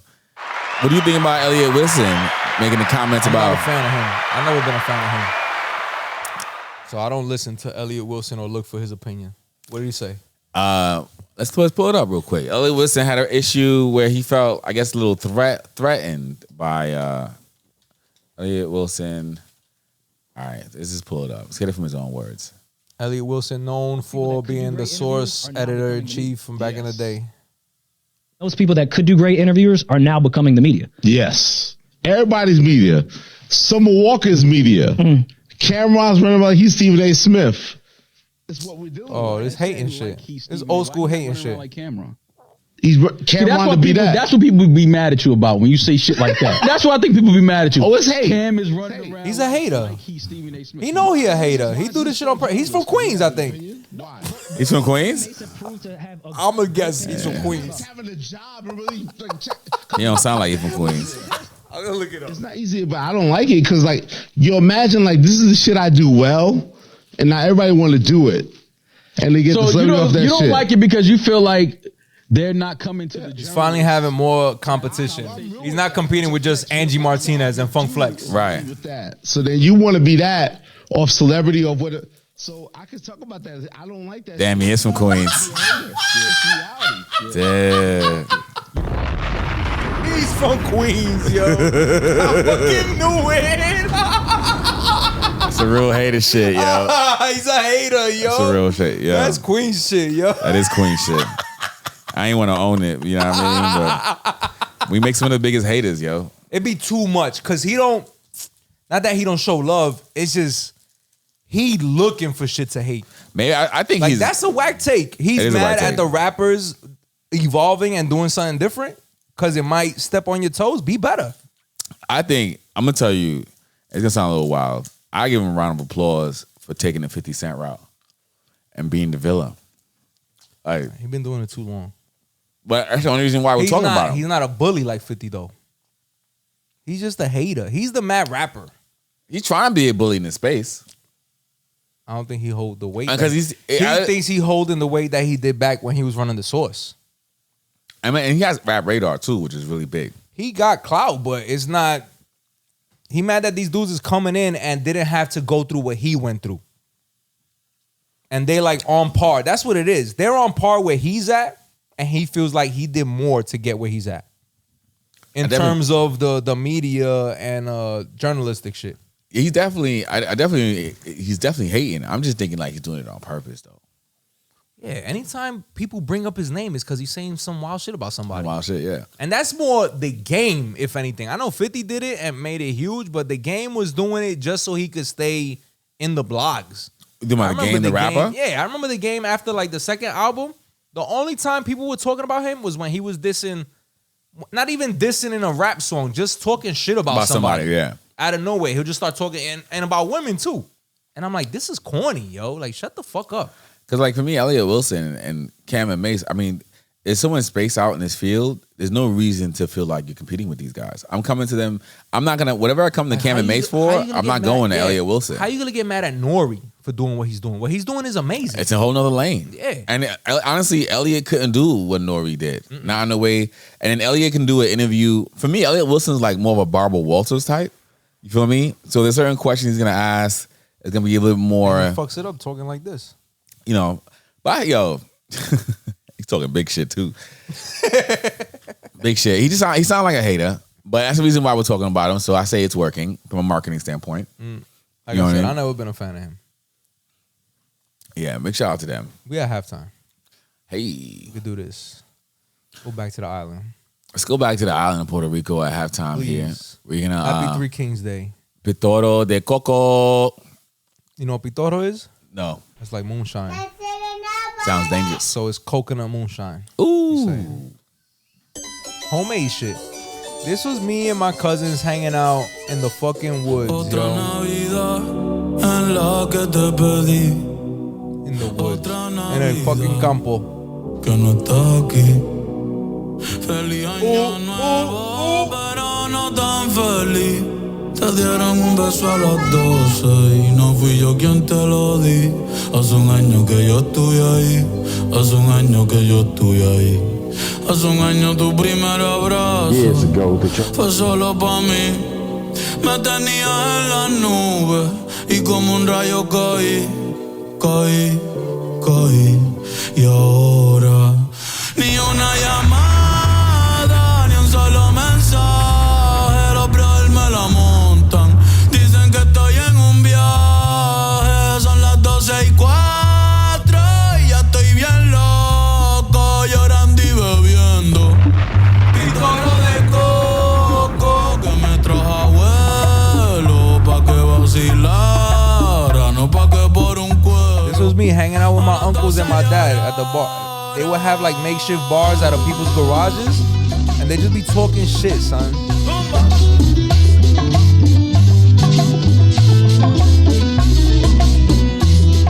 I remember one night I was with them. I had to be like 12 years old, yo. It was like a makeshift bar in somebody's crib. Yeah. They drinking tequila, and the tequila had like the worm in it. You remember those bottles that used to have the worm back in the day? Back in the day, yeah. So they taking shots of this fucking bottle. Is the worm alive?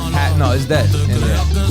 Halfway through, they realizing the worm is there. And now for the next 2 hours, they shitting on each other, cracking jokes about who's getting the worm. Whoever gets the worm gotta drink it. We're not gonna kill this bottle, and whoever gets the worm, y'all gonna bitch out at the last shot. Sure enough, yo, that shit went on. It was like 4 of them. Shit went around. The wildest. The dude I remember being like the wild one, he was like a friend of the family because I never seen him again after that. He gets the shot and he threw that shit back, son. Wow. So let's keep it going. And I remember thinking at 12, these motherfucking old men are crazy. Jeez. And we them now. That's us, for sure. For sure. All his videos remind me of like my childhood, yo. This is like the past 3 years.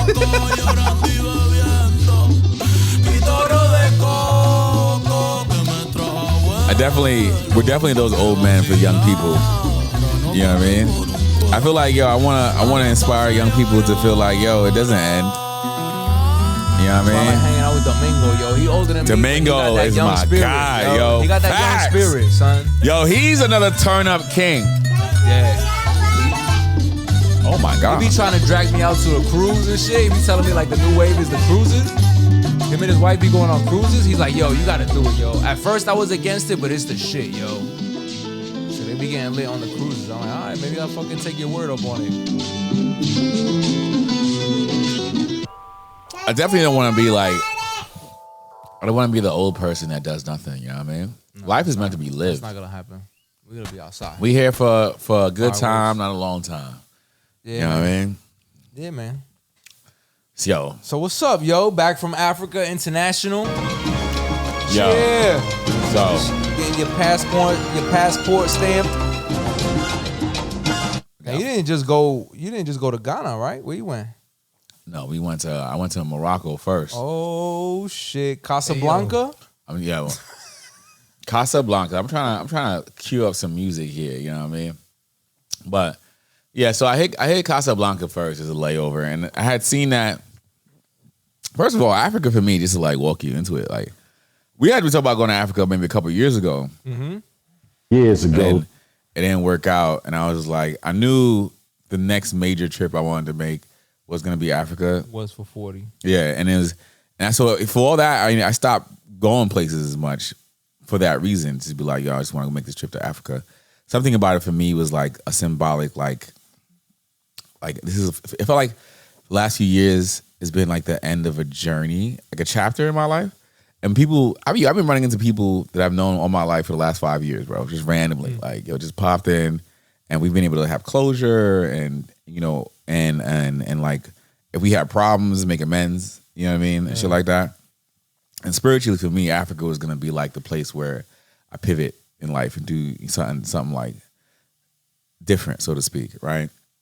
So like when I got there, like just the idea of going, it was just so many that just over the last 20 years, just in this accumulating into this one moment of like, yo, I'm gonna come back here and do this thing.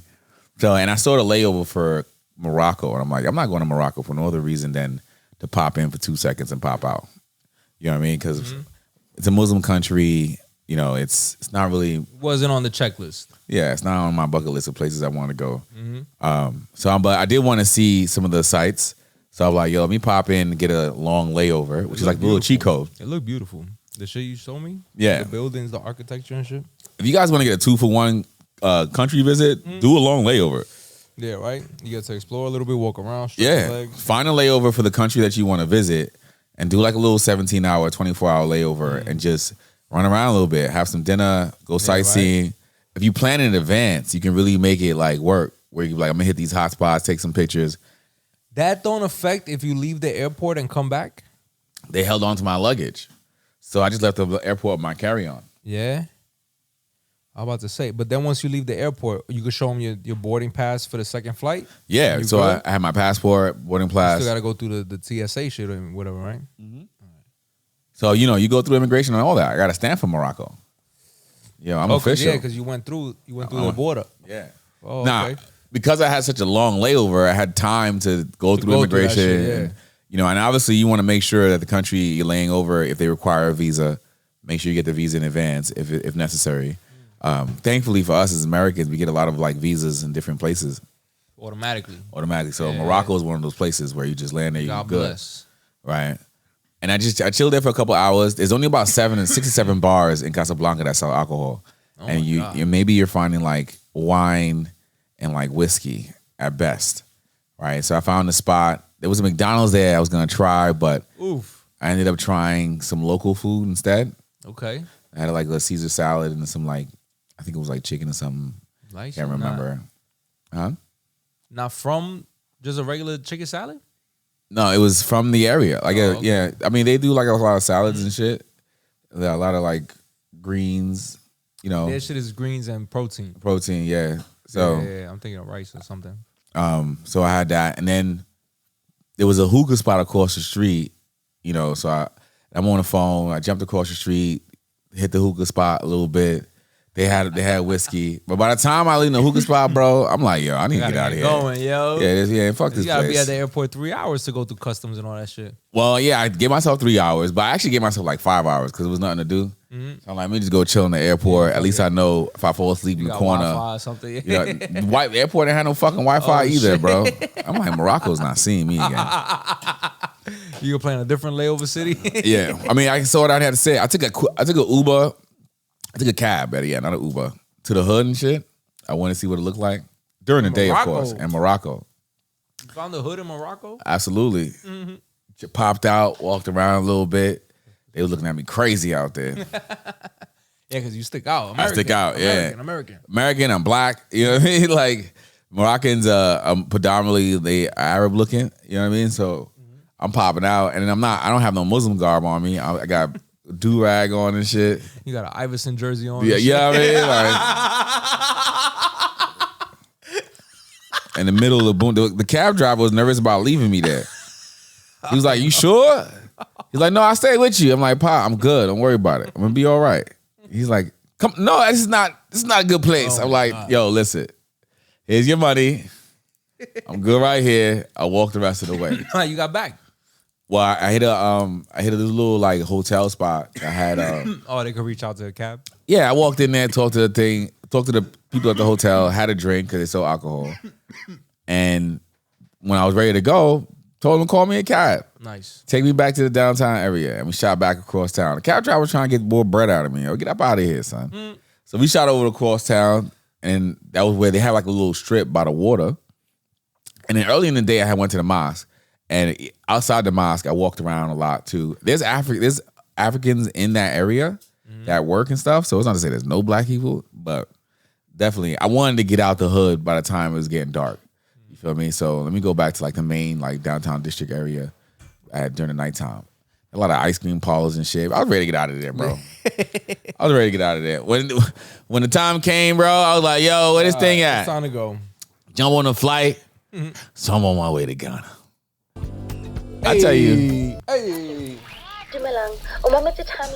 Ghana owes me nothing. Let me tell you right now. Yeah, like that? Nothing. The king of Afrobeat is back, baby. The moment you touch ground, it's nothing but like Afrobeats and reggae music. Yeah. Big shout out to my boy Juice. Oh, shout out Juice. Pulled up, made his Africa trip. He had a layover in Ethiopia. Oh yeah, he went all the way. That's just all the way on the east side, right? Yeah, it's crazy, right? Is it? No, I don't know. Don't quote me on that. He went to Ethiopia. My geography. I don't know what it is. All right. Big shout out to Martel. So, yo, we hit when we hit Ghana off red. We talking about 90 degrees as soon as we touch ground. Fire in December. Morocco was cold. They were like in the 60s. Morocco, you need a hoodie? Yeah, you need a little hoodie and a little jacket. It was a little breezy at night. But we touched Ghana immediately. The heat hit. 95 degrees there, like that. 95. Oh my God, I would have caught me off guard. Listen, I had put in my carry-on. I had a change of clothes. So smart. Yo, I just changing the airport. And actually, matter of fact, I had a sweatsuit on, and I had shorts and a t-shirt under the sweatsuit. So once I got to Ghana, I just de-rolled my sweatsuit. I did that when we went to Mexico the first time because I was like, we going in the winter. We went in November, leaving New York, so it was cold. I had sweatpants on, but I had like a pair of shorts under the sweatpants because I know when we touch down in Mexico, it's gonna be 88. That's it. So once I walked out the airport, I had a whole new outfit under my shit, threw on my flip flops, threw my sneakers in the bag, perfect, and we ready to go. Hit the joint. Juice so happened to be there. We show up around the same time, which is a blessing, right? He's waiting outside the whole time, running to him. The motherfucker at the airport got me because I didn't really understand the thing yet. So I paid $30 for that cab. I should have paid $8. He got me on that. Shout out to you. Shout out to you. Tourist. You know what I mean? You're going to get scammed. You got a budget for that. You got a budget because it's a tax. You're gonna get beat in the head because they're gonna know you're a foreigner. They're gonna know you're not from there. Can't get mad. Get over you. Charge it to the game. Yeah, you got a plan for that. Charge it to the game. You're gonna get beat over the head. That's part of traveling. Yo. I hit ChatGPT on the way home, on the way to the hotel to find out like how much it would cost. That shit was like $8-9. Man, ChatGPT got the intel. Yeah, you just told on them. Shit, told on them. Shit. Big facts. I was out there for Afro Future, which is like an Afrobeats thing where they showcase Ghanaian artists and some other major artists. Omaha Lay was there. You know what I mean? Now that Omaha Lay, if y'all don't know, has that big song, big tune with I think it's this one. This one is a big one. It's not the one I wanted to play though. This is my shit, right? So Omaha Lake was one of the headliners for this festival. He closed it out on the second day. But outside of that, I wanted to see Accra. So I went to Accra, Ghana. I wanted to see Accra. I didn't want to miss. What's that? Is the city over there? It's the name of this, yeah, it's a city. Okay. So when we touched ground, it was just like, yo, we're gonna see every fucking thing. And big shout out to Juice, man. Juice held it down. Juice is dope, yo. Yo, you know what I I tell mean? you when he hooked me up, when he used to work at, I don't want to blow up his spot. When he used to bounce? No, on the airline. Oh, yeah, He yeah, used yeah. to work for an airline. Yeah, yeah, yeah. Right? And I knew he worked, but I never I don't bother nobody, right? I do my own thing. And I'm going on a flight. I think this was me and wifey going to DR. We were going somewhere just us. And he's on the flight. He's working the flight. And he sees me. He's like, yo, what up, Red? What the fuck you doing here? I was like, yo, with my wife. We on vacation, bro. You work. I didn't know you was working today. He goes, yo, I got you. We sit down. So he slid me 18 bottles of Bacardi. He was lit. Yo, the first 5 he just dumped on my table. I had this shit down. He's like, yo, when I come by, be ready. I was like, all right, whatever, cool. I'm not expecting nothing. He dropped 5 bottles quick. Blah, humble, blah, blah, blah, and walked away. Yeah, you know, so I'm fucking drinking. It's even funnier that he knew you like Bacardi. Yo, he knew. You know what I mean? You didn't have to say nothing. Yo, it's 11 o'clock in the morning, this flight. That's how you do it, baby. Blah, blah, blah. Yo, I'm drinking up halfway through the flight. He goes, you still not done with those? Another 5. Blah, blah, blah, blah, blah. Yo, you was lit. I said, yo, what? I said, baby, you're gonna have to start drinking with me now. Yo, word. It's too much. She didn't want to drink. It was too early. It's too early. She don't really fuck with rum like that, but I was like, at this point, you better hang out. We it's a team effort, yeah. We hanging out now. We lit. And that's the energy. Man, yo, that's the energy I like, that's good man. to have around, yeah, yo. That's the energy I like when I especially on my 40th. I knew it was party time. Yeah, I knew I was gonna turn up. I'm turning 40. I felt really I felt like I was 17 again for a couple days. You know what I mean? Yeah. It was yo, I gave that inner ego that space to be like, yo, do your thing, Papa. Do your thing, yo. You know what I mean? Throw some money in the fucking air, yo. You know what I mean? I feel like, yo, when you were a kid, you have no reservations. You get older and you start to realize the societal rules and this, that, and third. I'm like, nah, fuck that. We gonna turn up out here. You feel me? That was fun, and I fucking turned up. So we touched ground, hit the Airbnb, and definitely at this point the event thing hadn't started yet. So we just wanted to hit we hit some of the local area spots. There was a little restaurant down the block from the Airbnb. Perfect. Airbnb host took us there, had some food. You know what I mean? And then hit the main strip, which is Oxford Street. And anybody Ghana, we walked around at night, bro. It wasn't not late at night, because obviously, but 6, 7 o'clock, people pretty much mind their business. They don't really give you a hard time. Everybody's very polite. Super polite. Very good morning, good evening, good afternoon. You know what I mean? When they interact with you, they're very nice about it. That's good. You know what I mean? So we hit the main spot. And at this point, it's yo, we're just trying to see trying to hit all the restaurants, try to hit all the lounges. You feel me? But we're thinking the party scene starts at 10, 11 o'clock. Yeah. Motherfucking party scene don't start till fucking 1 a.m., bro. Then don't start till 1? Yeah, for real. Oh my God. It'd be prep for that, yo. Yeah, word. You gotta take what time naps. You took your nap, yo? We ain't know. Oh shit. So we came out. It was tight, yo. We came off the plane, chilled, went and got some food, showered, hit the strip, hit a couple of bars and then things just progressively just got liver and liver. Yeah. And when things were really lit, the momentum kept it was you up. Oh shit, the momentum really kept. It's so much gave you excitement. Momentum, yeah. You're it's more shit, new shit's happening. You're walking in. A lot of these clubs don't have ceilings, right? So that was fire too with the videos you showed me. Yeah, so you listen to a song like this, which is already very just makes you want to move open. and dance. It's open. Open. He's on a cliff. He's in the fucking hilltops. The shit makes you feel good. Yeah. You feel me? So and there's a lot of energy in the room. The environment is like a fucking it's like a factory setting with no roof. No roof, basically. It's like a giant club with no roof. with all that energy in the Fire, room, yo, it's that hard energy's to rising. Yeah, yo. It's hard to not have a good time. You feel me? So that really kept us going for a long nights. Yo, we found the after hours spot, and yo, that spot don't close like 11 a.m. It was the wildest thing. Yeah, and then you show me the fucking video. You walking in, there's like a line outside of people walking in, and the sun is rising. The sun is rising, son. And then what a view! You inside, the spot got a pool.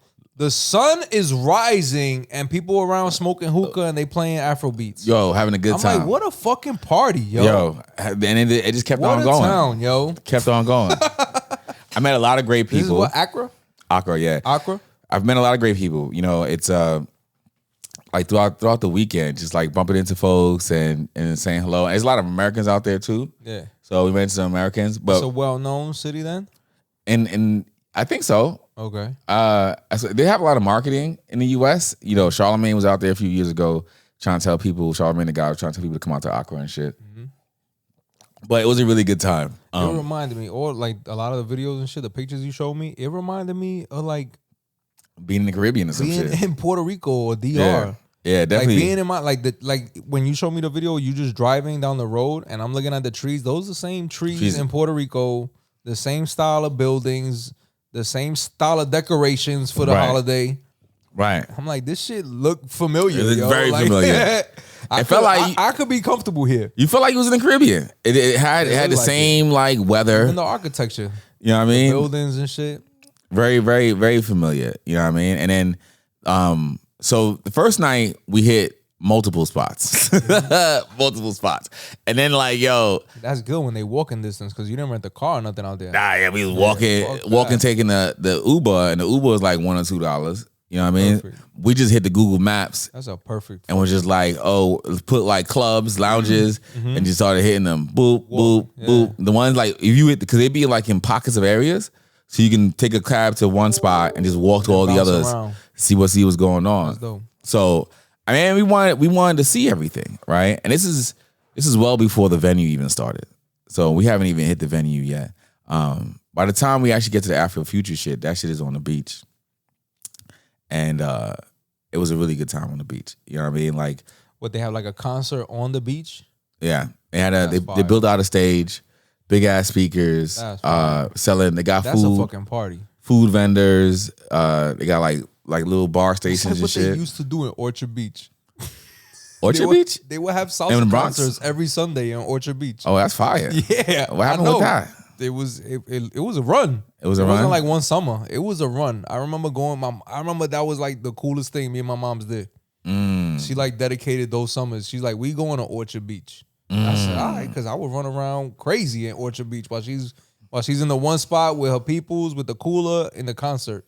Salsa music all day from 11 till fucking 6. That sounds like a good time. The Airbnb host, like from day one, was just like so, I wouldn't say mesmerized, but just like so blown away from us.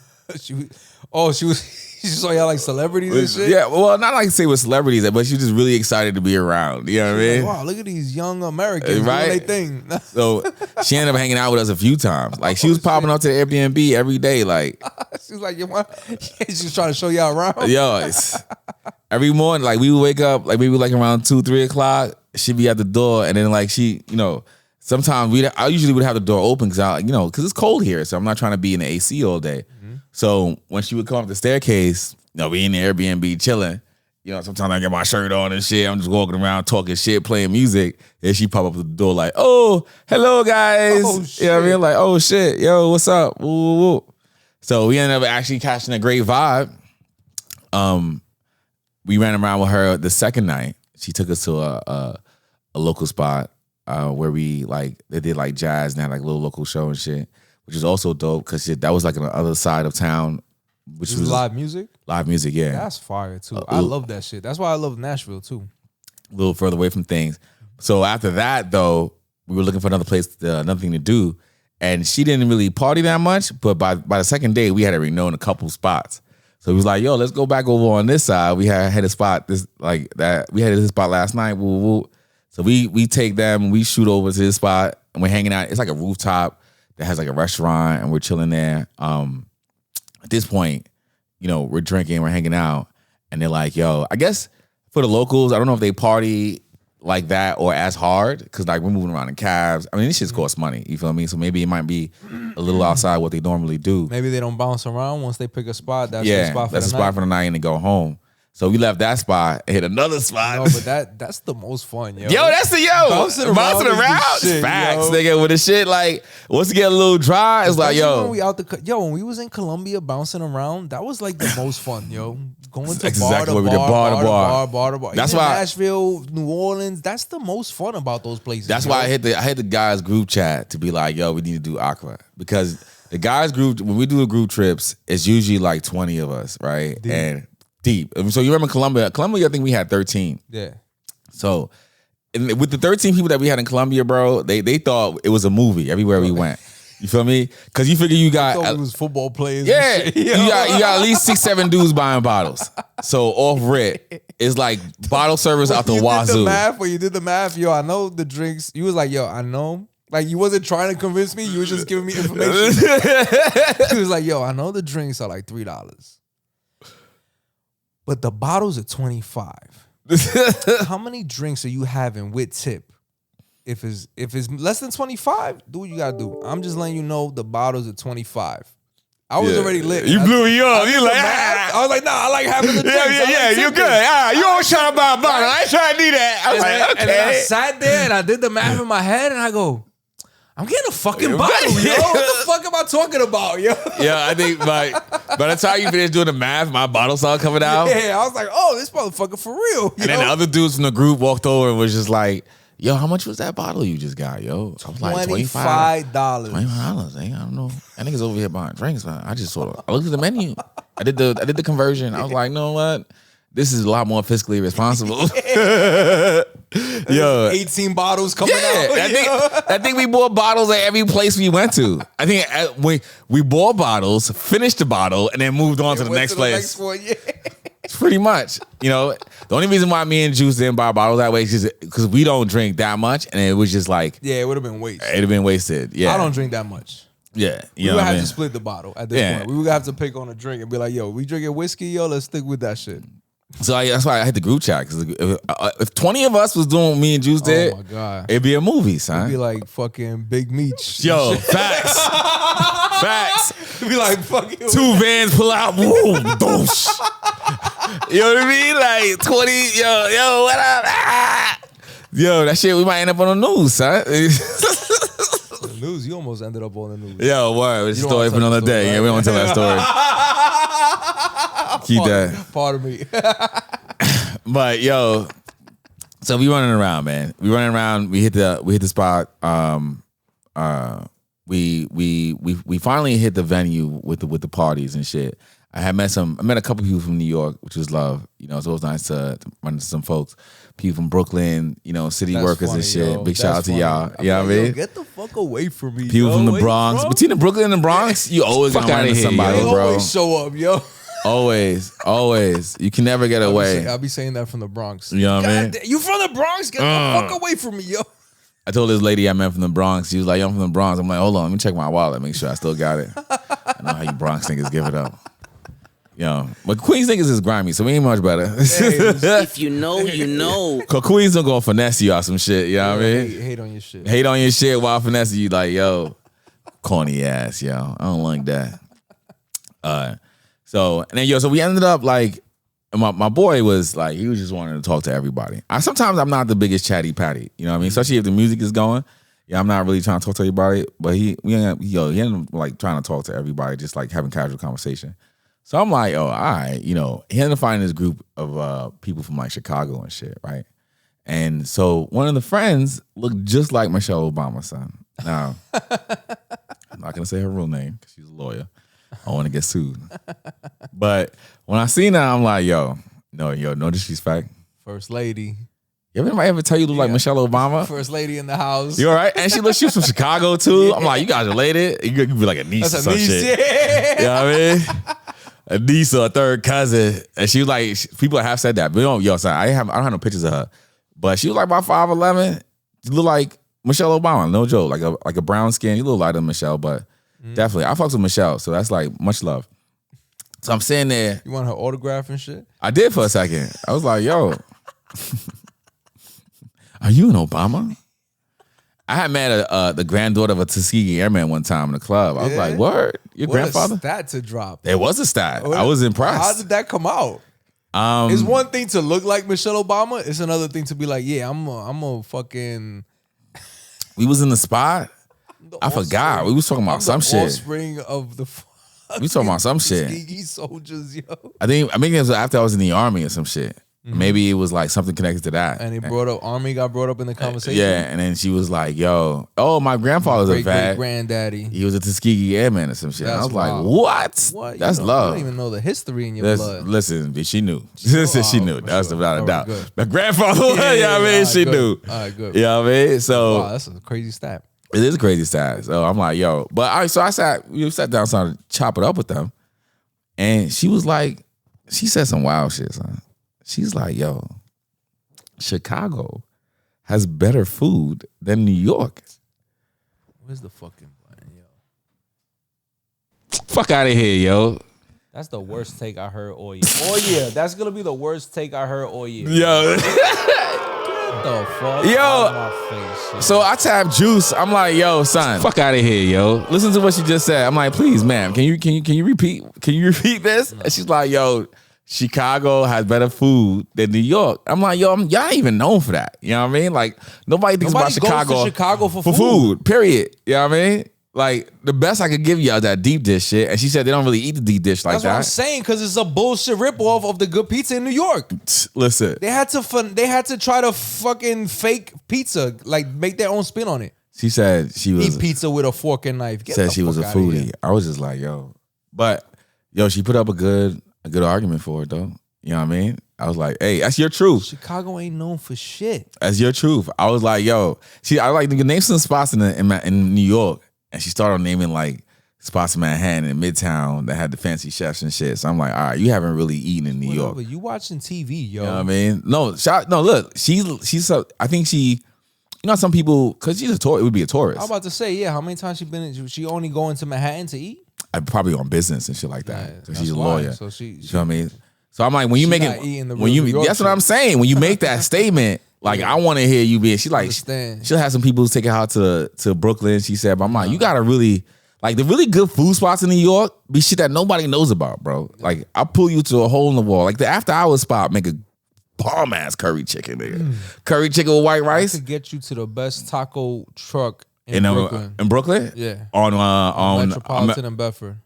In Bedford, over there by the water. Yeah, close to the water. I know exactly what you're talking about. Yep. There's that spot. There's the Berea spot on Roosevelt Avenue. A little in Queens, yeah. The Berea truck. You feel me? You Jackson Heights. You don't know about that unless you know about that. That's not some shit you could. But if I'm going to Jackson Heights, I'm getting fucking Colombian food. From where? Probably by 82nd. Over there. What's it called? Anywhere on 82nd? Yo, one of them spots, yo. That's why I'm like, yo. I felt what she was saying. It was like, yo, I feel we had I guess if you want to fucking get fancy food somewhere, maybe the restaurants are nicer or nice as. I was trying to figure it out, Don't bro. say the food is better in Chicago. Yeah, I mean, she's from Chicago. That's a false statement. Listen, I wanted to. I gave it That's a false opinion. I don't want to hear it. We're New Yorkers. You know what I mean? We're New Yorkers, and I get it. You know the I could say how that LA hurts your soul. Got better tacos. You know what I mean? Because I understand. Yo, the West culture Coast is definitely different. has better tacos. I could say that. And I wouldn't say LA. I say Texas has better tacos. Texas got to make because Texas, the tacos in Texas top tier. But I love the barbecue in Texas. That's what I always think of the brisket I had in Texas. That was like phenomenal. When I was in Fort Worth. Yo, the Texas that shit was like a lunch. That was like a cafeteria. When was the last time you been in Fort Worth though? This was 2012. Cause all right, so the meat quality. Cause when I was in Texas, a couple months ago, and I was in another city in Texas last year. The meat quality in Texas is not what it used to be, bro. Oh no. Yeah, cause not like the places that I went to. It wasn't hitting like that. Motherfuckers do say North Carolina is a new winner for barbecue, and I haven't been to a North Carolina spot for barbecue, but I can tell you for damn sure when she said Chicago and New York, it put me back in my seat. But I was intrigued. Look. I love a woman with a strong opinion. Say, yo, that's a whack opinion, and I didn't want to hear about that while we out here. Yeah. Don't make me You'd have argue. walked away. Don't make me argue about how my hometown is better than your hometown while I'm on vacation, yo. Listen, I like somebody that has a different kind of opinion. I mean, things are so subjective. You know what I mean? So if you want to say Chicago, I'm gonna hear you out. I wanted to battle it out. I'm like, yo, next time you come to New York. And is Michelle Obama saying this? It's Michelle Obama saying this, right? Let me tell you how. That's why you was intrigued. I was very intrigued. She made a hella. That's the only reason why you kept talking to her. Because she like Michelle Obama. Like Michelle Obama. She did look like Michelle Obama. They did. I was like, God play damn. out some type of fantasy. Yo, not Michelle Obama. Don't disrespect the first lady. It wouldn't be Michelle Obama. It wouldn't be Michelle Obama. But it wasn't on some horny shit. I'll be honest with you. You know, I always tell you when some horny shit, but it definitely wasn't on some horny shit. Oh shit. But I'm gonna tell you how I flopped it though. You know how you fumbled it? Oh, I fumbled it. You did Nigga. rewind on it? Nigga, I fumbled it like motherfucking the Giants in the fourth quarter. You know what I mean? So quarter vibe, right? I don't see him again. The universe is really good with giving you opportunities, but you should really try to get it before the third shot. Because by the third or fourth time, it's fizzled out. Oh, I've said 2 chances and then it's And really that's 2 strikes. It's 2 strikes, yeah.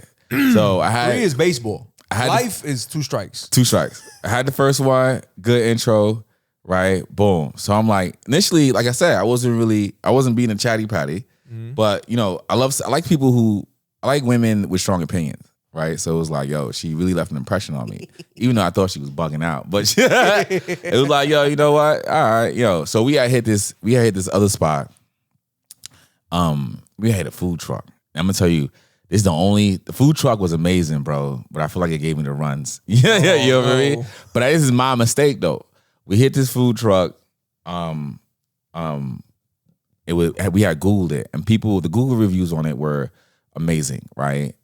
It was in the middle of the hood. Like it drove. That's how you know it's good. It was in the middle of the hood, son. Like the cab driver, when we pulled up, we all looking out the window, like to where the food truck is. Yeah, well, those like we're looking around and shit. Head on a swivel, for you know real. What I mean? Not even hiding it. Like I'm looking at the rooftops out here. Yeah. But Ghanaians are nice though, so even in the hood, they're still very nice and polite. But you can tell this is not a place frequently visited by tourists. You're an outsider for real. For real. Yeah. Okay. Luckily, I'm 6'1", Juice is 6'5", 6'3", 6'4". Like a fucking football player. So yeah, so between the two of us, it's like if you're gonna do something, you're gonna have to work for it. It's a risk. Yeah, it's a risk on them too. Yeah, you know what I mean? You're gonna have to work for it. You know what I mean? And I definitely got a good streak of violence in me. So it's like a lion when they go after the elephant. Right. Like, it's a big prize, but it's a lot of work. You might not come home from this one. You're gonna be different. You're gonna be different. You're gonna feel it. So we hit the spot. I woke up to the joint and I'm like, yo, let me get a 2-piece.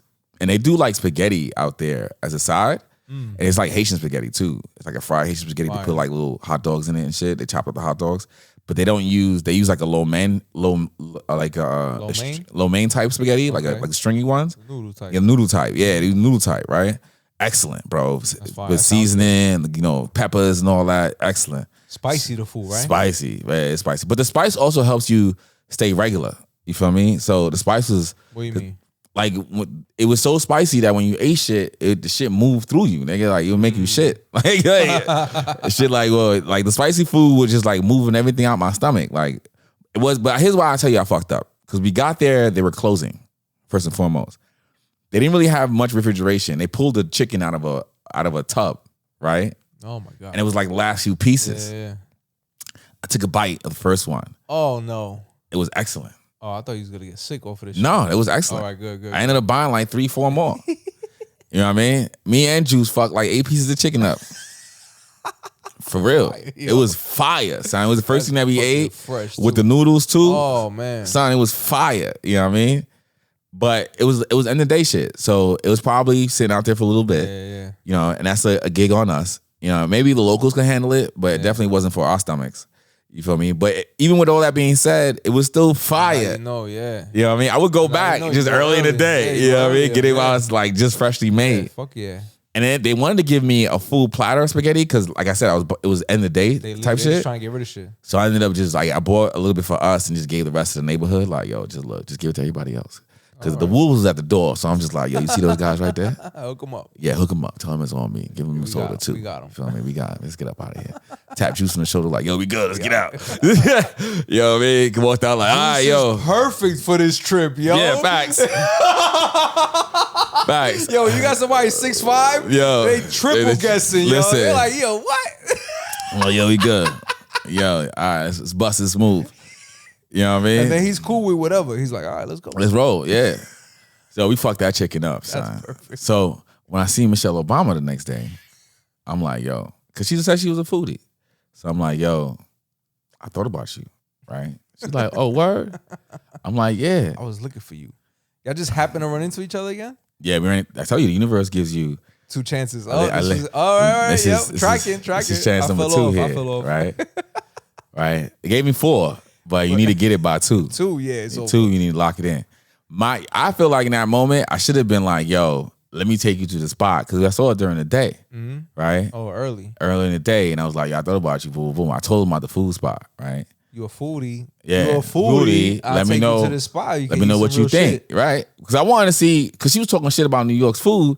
So I wanted to see where her palate was, too. Okay, yeah. You know what I mean? Like, all right, so this shit is fire. She talk shit about this food. It's like, you can't trust her palate, yo. You don't know what good food is. She don't know what she's talking about. Fuck out of here, yo. So boom.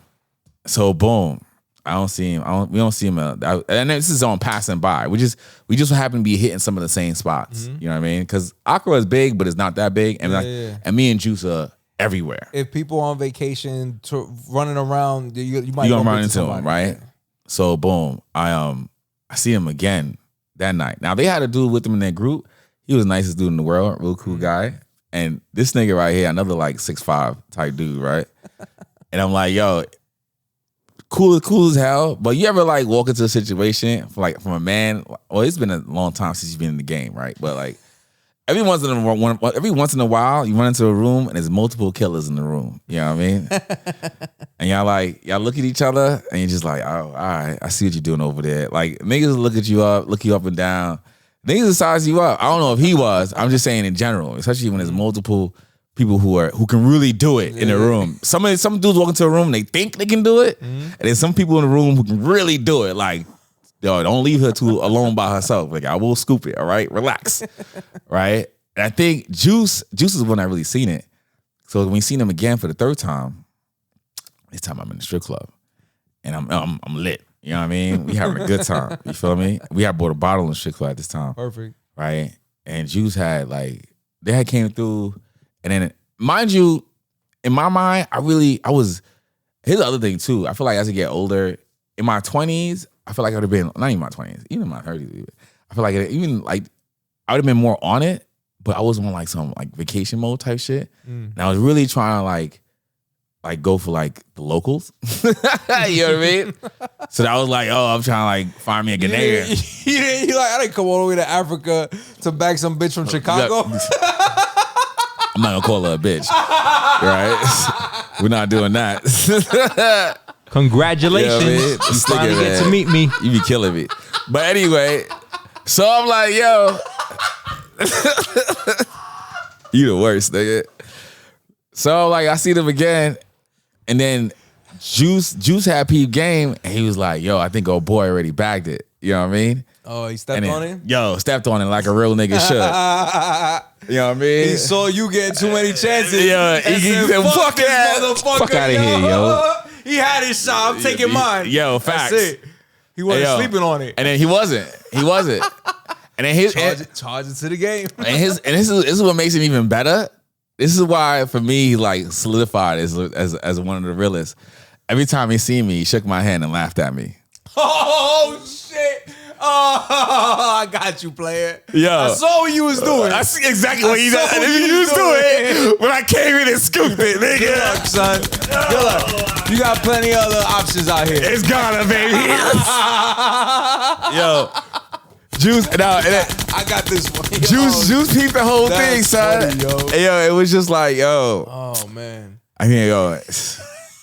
I got Michelle from you, motherfucker. Took Michelle Obama. So he son. trying. I slept on it.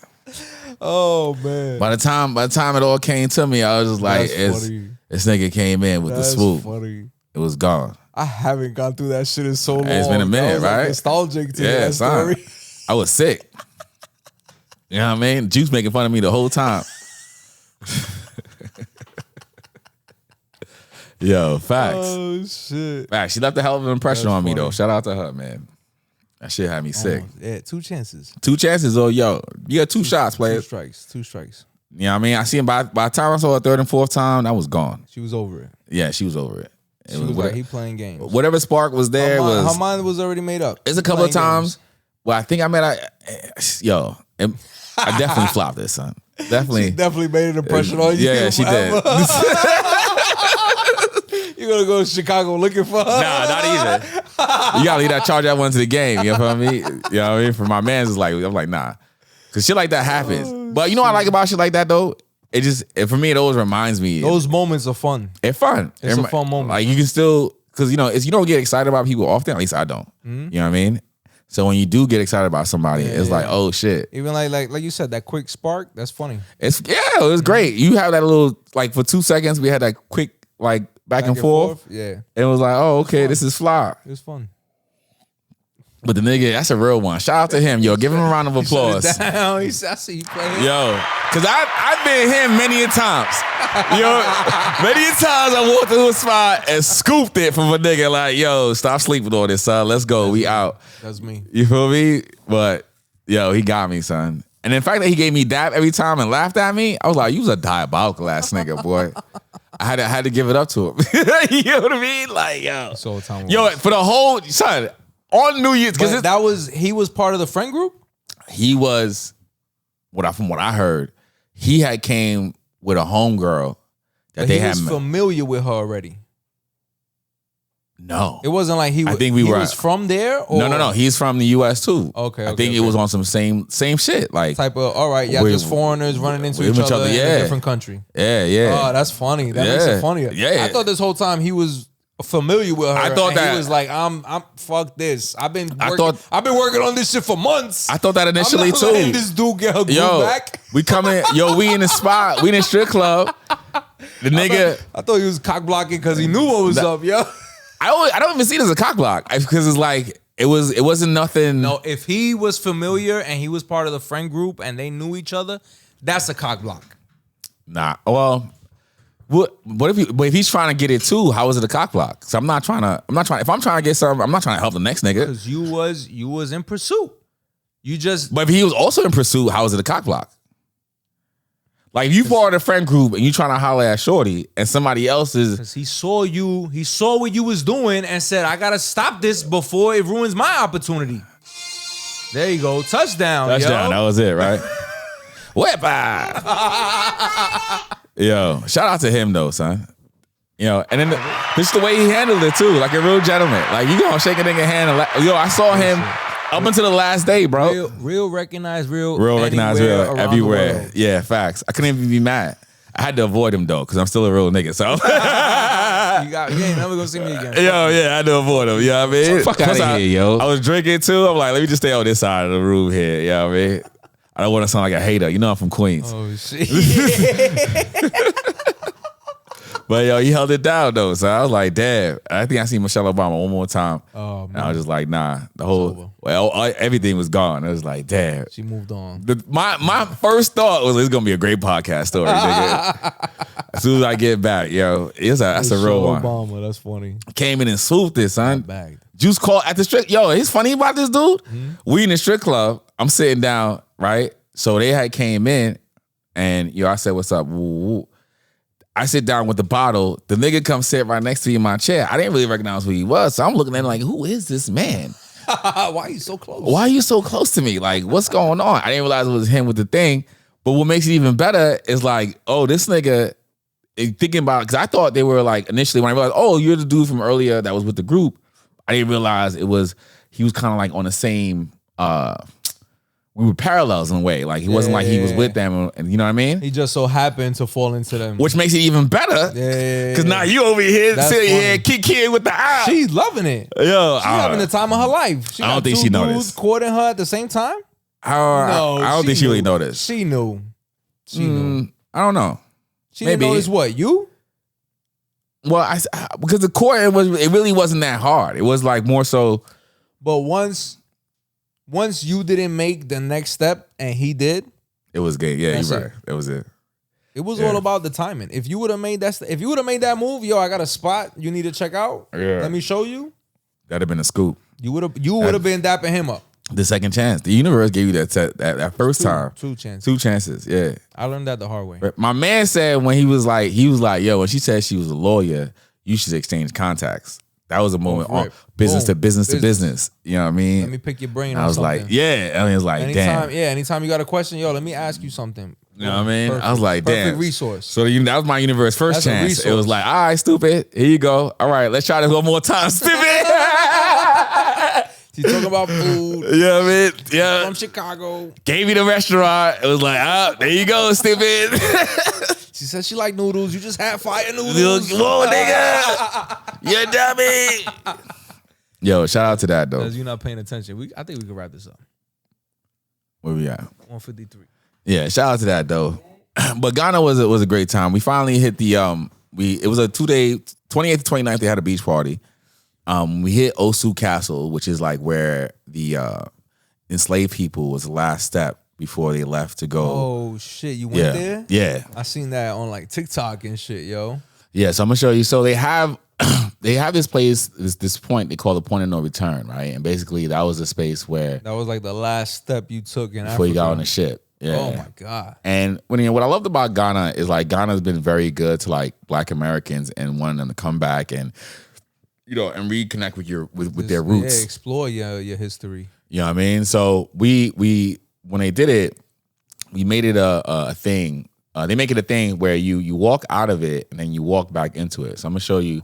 I'm gonna play a couple of clips though, because they had. Let me tell you, the person that was doing the tour, this guy, like when I tell you straight to the point, my guy, like straight to the point. He ain't got no extras, no extra sauce. Fucking around. You know what I mean? He's giving it to you exactly how it is. Get into it. Let's plug into it right here real quick.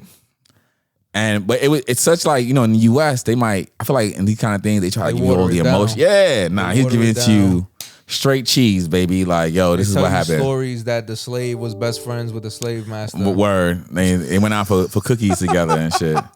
And that shit wasn't fucking happening. They gave him the recipe. Yeah. And because they were friends. The fuck out of here. Shout out Uncle Nearest. What's up with this, yo? What happened, yo? You streaming? Yo, he thinking Verizon, all this money they charge. Yeah, word shit. Named Chibokankwe in 1659, in which they had to pay 3,200 gold florins for them to be able to build this castle. So when the Danes built the castle in 1661, they named it after their monarch king, named King Christian IV. So the castle was built in 1661, right? Meaning the Christian stone or the Christian fortress. The Danes built the castle for 3 main reasons: to serve as their residence, a market center, and a storage facility. But the Danes were not the first European country to arrive on our shores. In 1471, it was the Portuguese that discovered the Guinea coast of West Africa. The reason why I say the Guinea coast of West Africa is because at that time, we never had boundaries in terms of Ghana, Togo, Nigeria, Benin. But we had kingdoms and empire like the Mali Empire in Timbuktu and the Ashanti Kingdom in Ghana. So he really goes through the history, bro. Like, and I like, prior to European influence, there was no borders. Everybody just had their thing. So this is a room where like they kept all the enslaved people. So like they had like an open marketplace, and you would get sold on the marketplace, and then from chains they would put you into this room here, right? And a holding cell. And the room had like a hole at the top. So they would close the door, and initially it didn't have this hole here. So they would close the door and be totally dark except for a hole at the top of the room here. Before they were transported to the Virgin Islands. They were there for like 3 months. No bathroom. And also where they were fed through, and their only source of ventilation is this end. Because the slaves were using the dungeons as everything in their daily activities, they started having diseases, which some of them started. So they got fed through a hole from the ceiling and had like one little small window for ventilation, and stayed there for like 3 months. Damn. And then from there, you were shipped, you walked out through another room here where you made this staircase. Let me see if I can find it. Fast forward a little bit here. So right here, this is like the last staircase you would walk through before you hit the slave ships. Coming back, this is shooting them up. So this is me coming back out, coming up. Hold on. Running out of there, yeah. You escaping? I was escaping. Oh, you want a video? You're supposed to record. It's the blooper. You gotta do that over. Come on, yo. You got the bloopers. Got the bloopers. Behind the scenes. So this is the... But now you are returning. Now you're returning. Oh, no. Right, so that's the door of no return. So that was considered a place where, like, once you came through this door, that's it. You were hitting the ships. Never going back to Africa. So, damn, that's wild. This is the beach here. It's fucking crazy, yo. This is the beach. So the ships wouldn't be able to come all the way to the shore. It'd be like the boats. They put you in a little, like, rowboat. And a lot of people would kill themselves, too. So there was a lot of, like, bodies in, like, close to the shore. Oh. And what happened was, like, because they're chained together, they would all fall into the ocean. Like, you know, it would never just be just one. This is the castle. Right, so... Holy shit.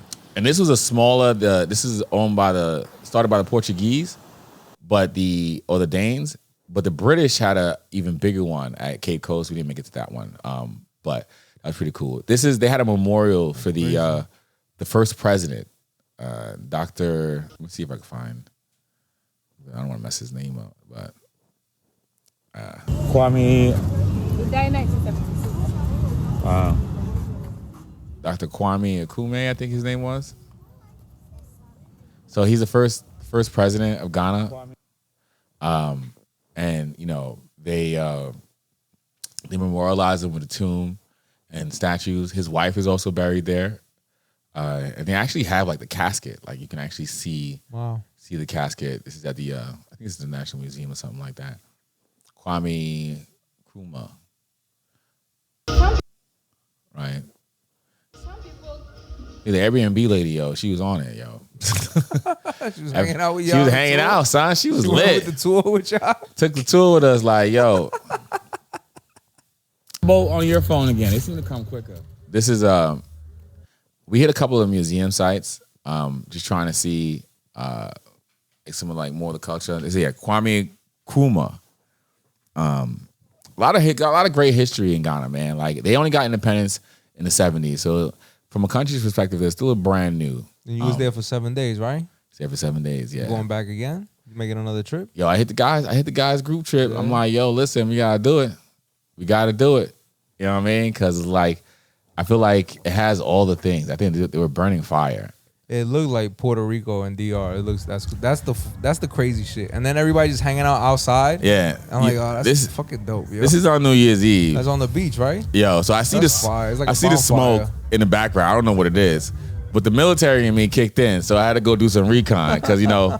My man is like, yo, where you going? He's like, I'm gonna go find out what that smoke is about. Yeah. You know, because it's a foreign country. I just want to make sure it's not the start of a revolution or something like that.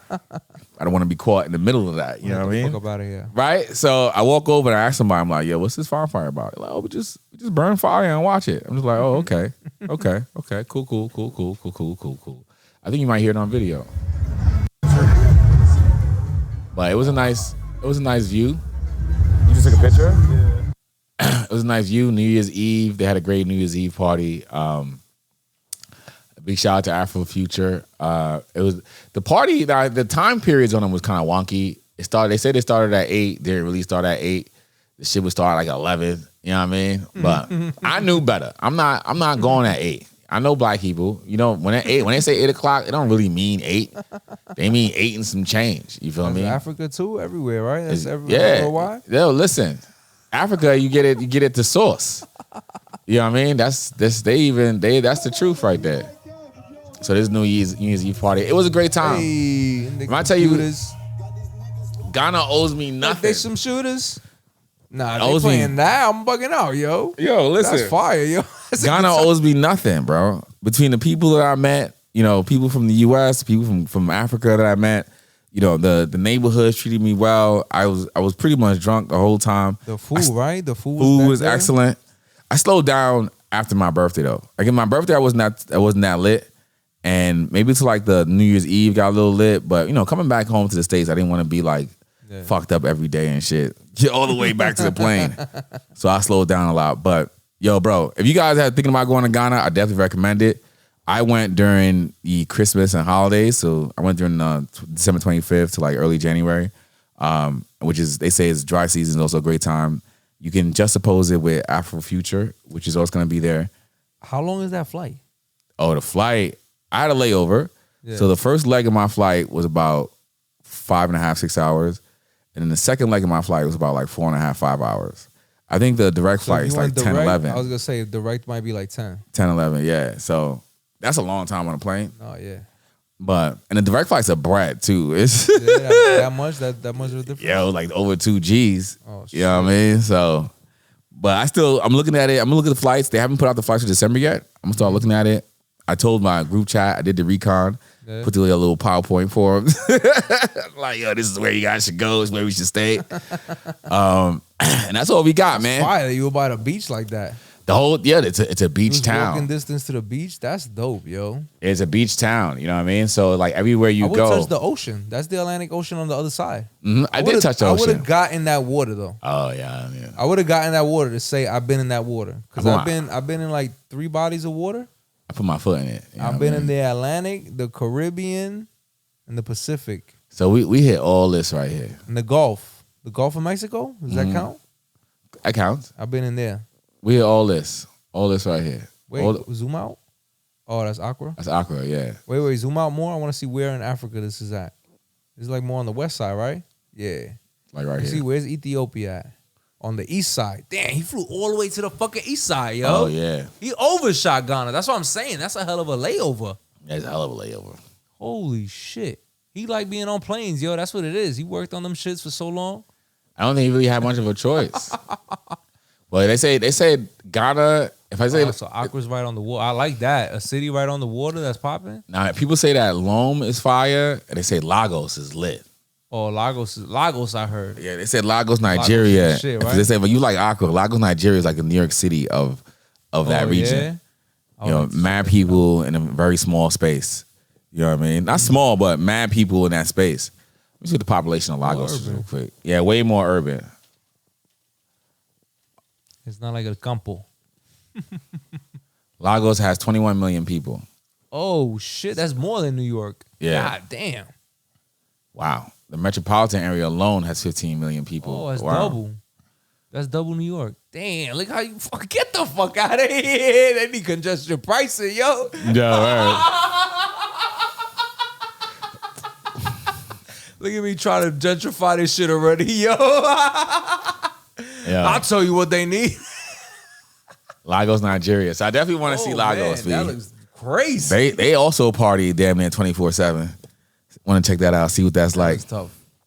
But yo, let's get out of here. Yeah, let's wrap it up. It's Conceitednobodi. Thanks for listening. If you think about going to Ghana, I think you should go ahead and book that flight early, as soon as possible. Do yourself a favor. This is Bad Bunny, Nueva York. You gotta press play. You know what I mean? We about to get out of here. Journey American Red1der. This is what I wanted to hear in the summer. I'm so happy you started the album with this. Hey, this does have like a South Bronx vibe to it. Mira, primo! Shout out Fania All Stars, El Gran Combo. Que lo que? They practically created this shit, yo. You heard they running Fat Joe Ragged for saying that hip hop was started with Latinos. They about to kill this guy. Did you hear about that? I want to hear no more Fat Joe stories. Primo! Un verano en Nueva York.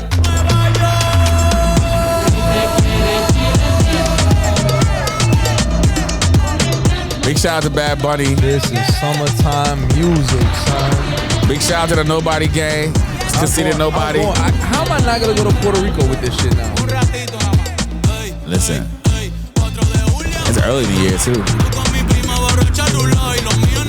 Thanks for listening. Make sure you come back to us each and every Wednesday at 7 a.m. Catch that stream. We back at 2 hours. We back. Vacation's over. Thanks for staying with us, yo. Snow days in effect, though.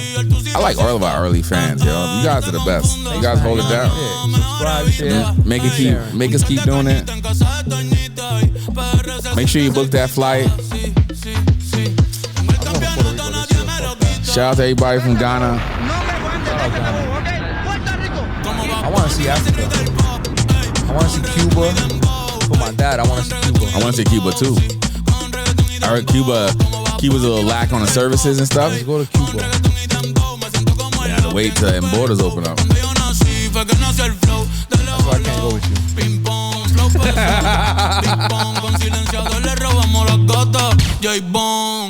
You have to do that one by yourself. Yeah, right? Got you in a couple years. I'm retired. I'm going to Cuba. Maybe that'll be for my 50th. I want to see Peru. El Salvador. They had a big turnaround. I want to go to Ecuador. We're trying to do Portugal in like 2 years. Portugal, yeah. My partner goes to Portugal a lot too. I want to climb the mountain in Peru, yo. My legs are strong. That's why I do so much cardio. Listen, train for it. They got these little these temples and shit. Let's do that.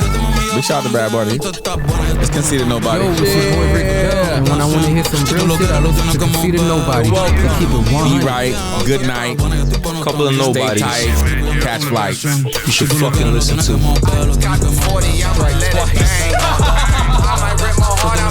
Get it on the second strike. You really should get it on the first one. But two, you out of here.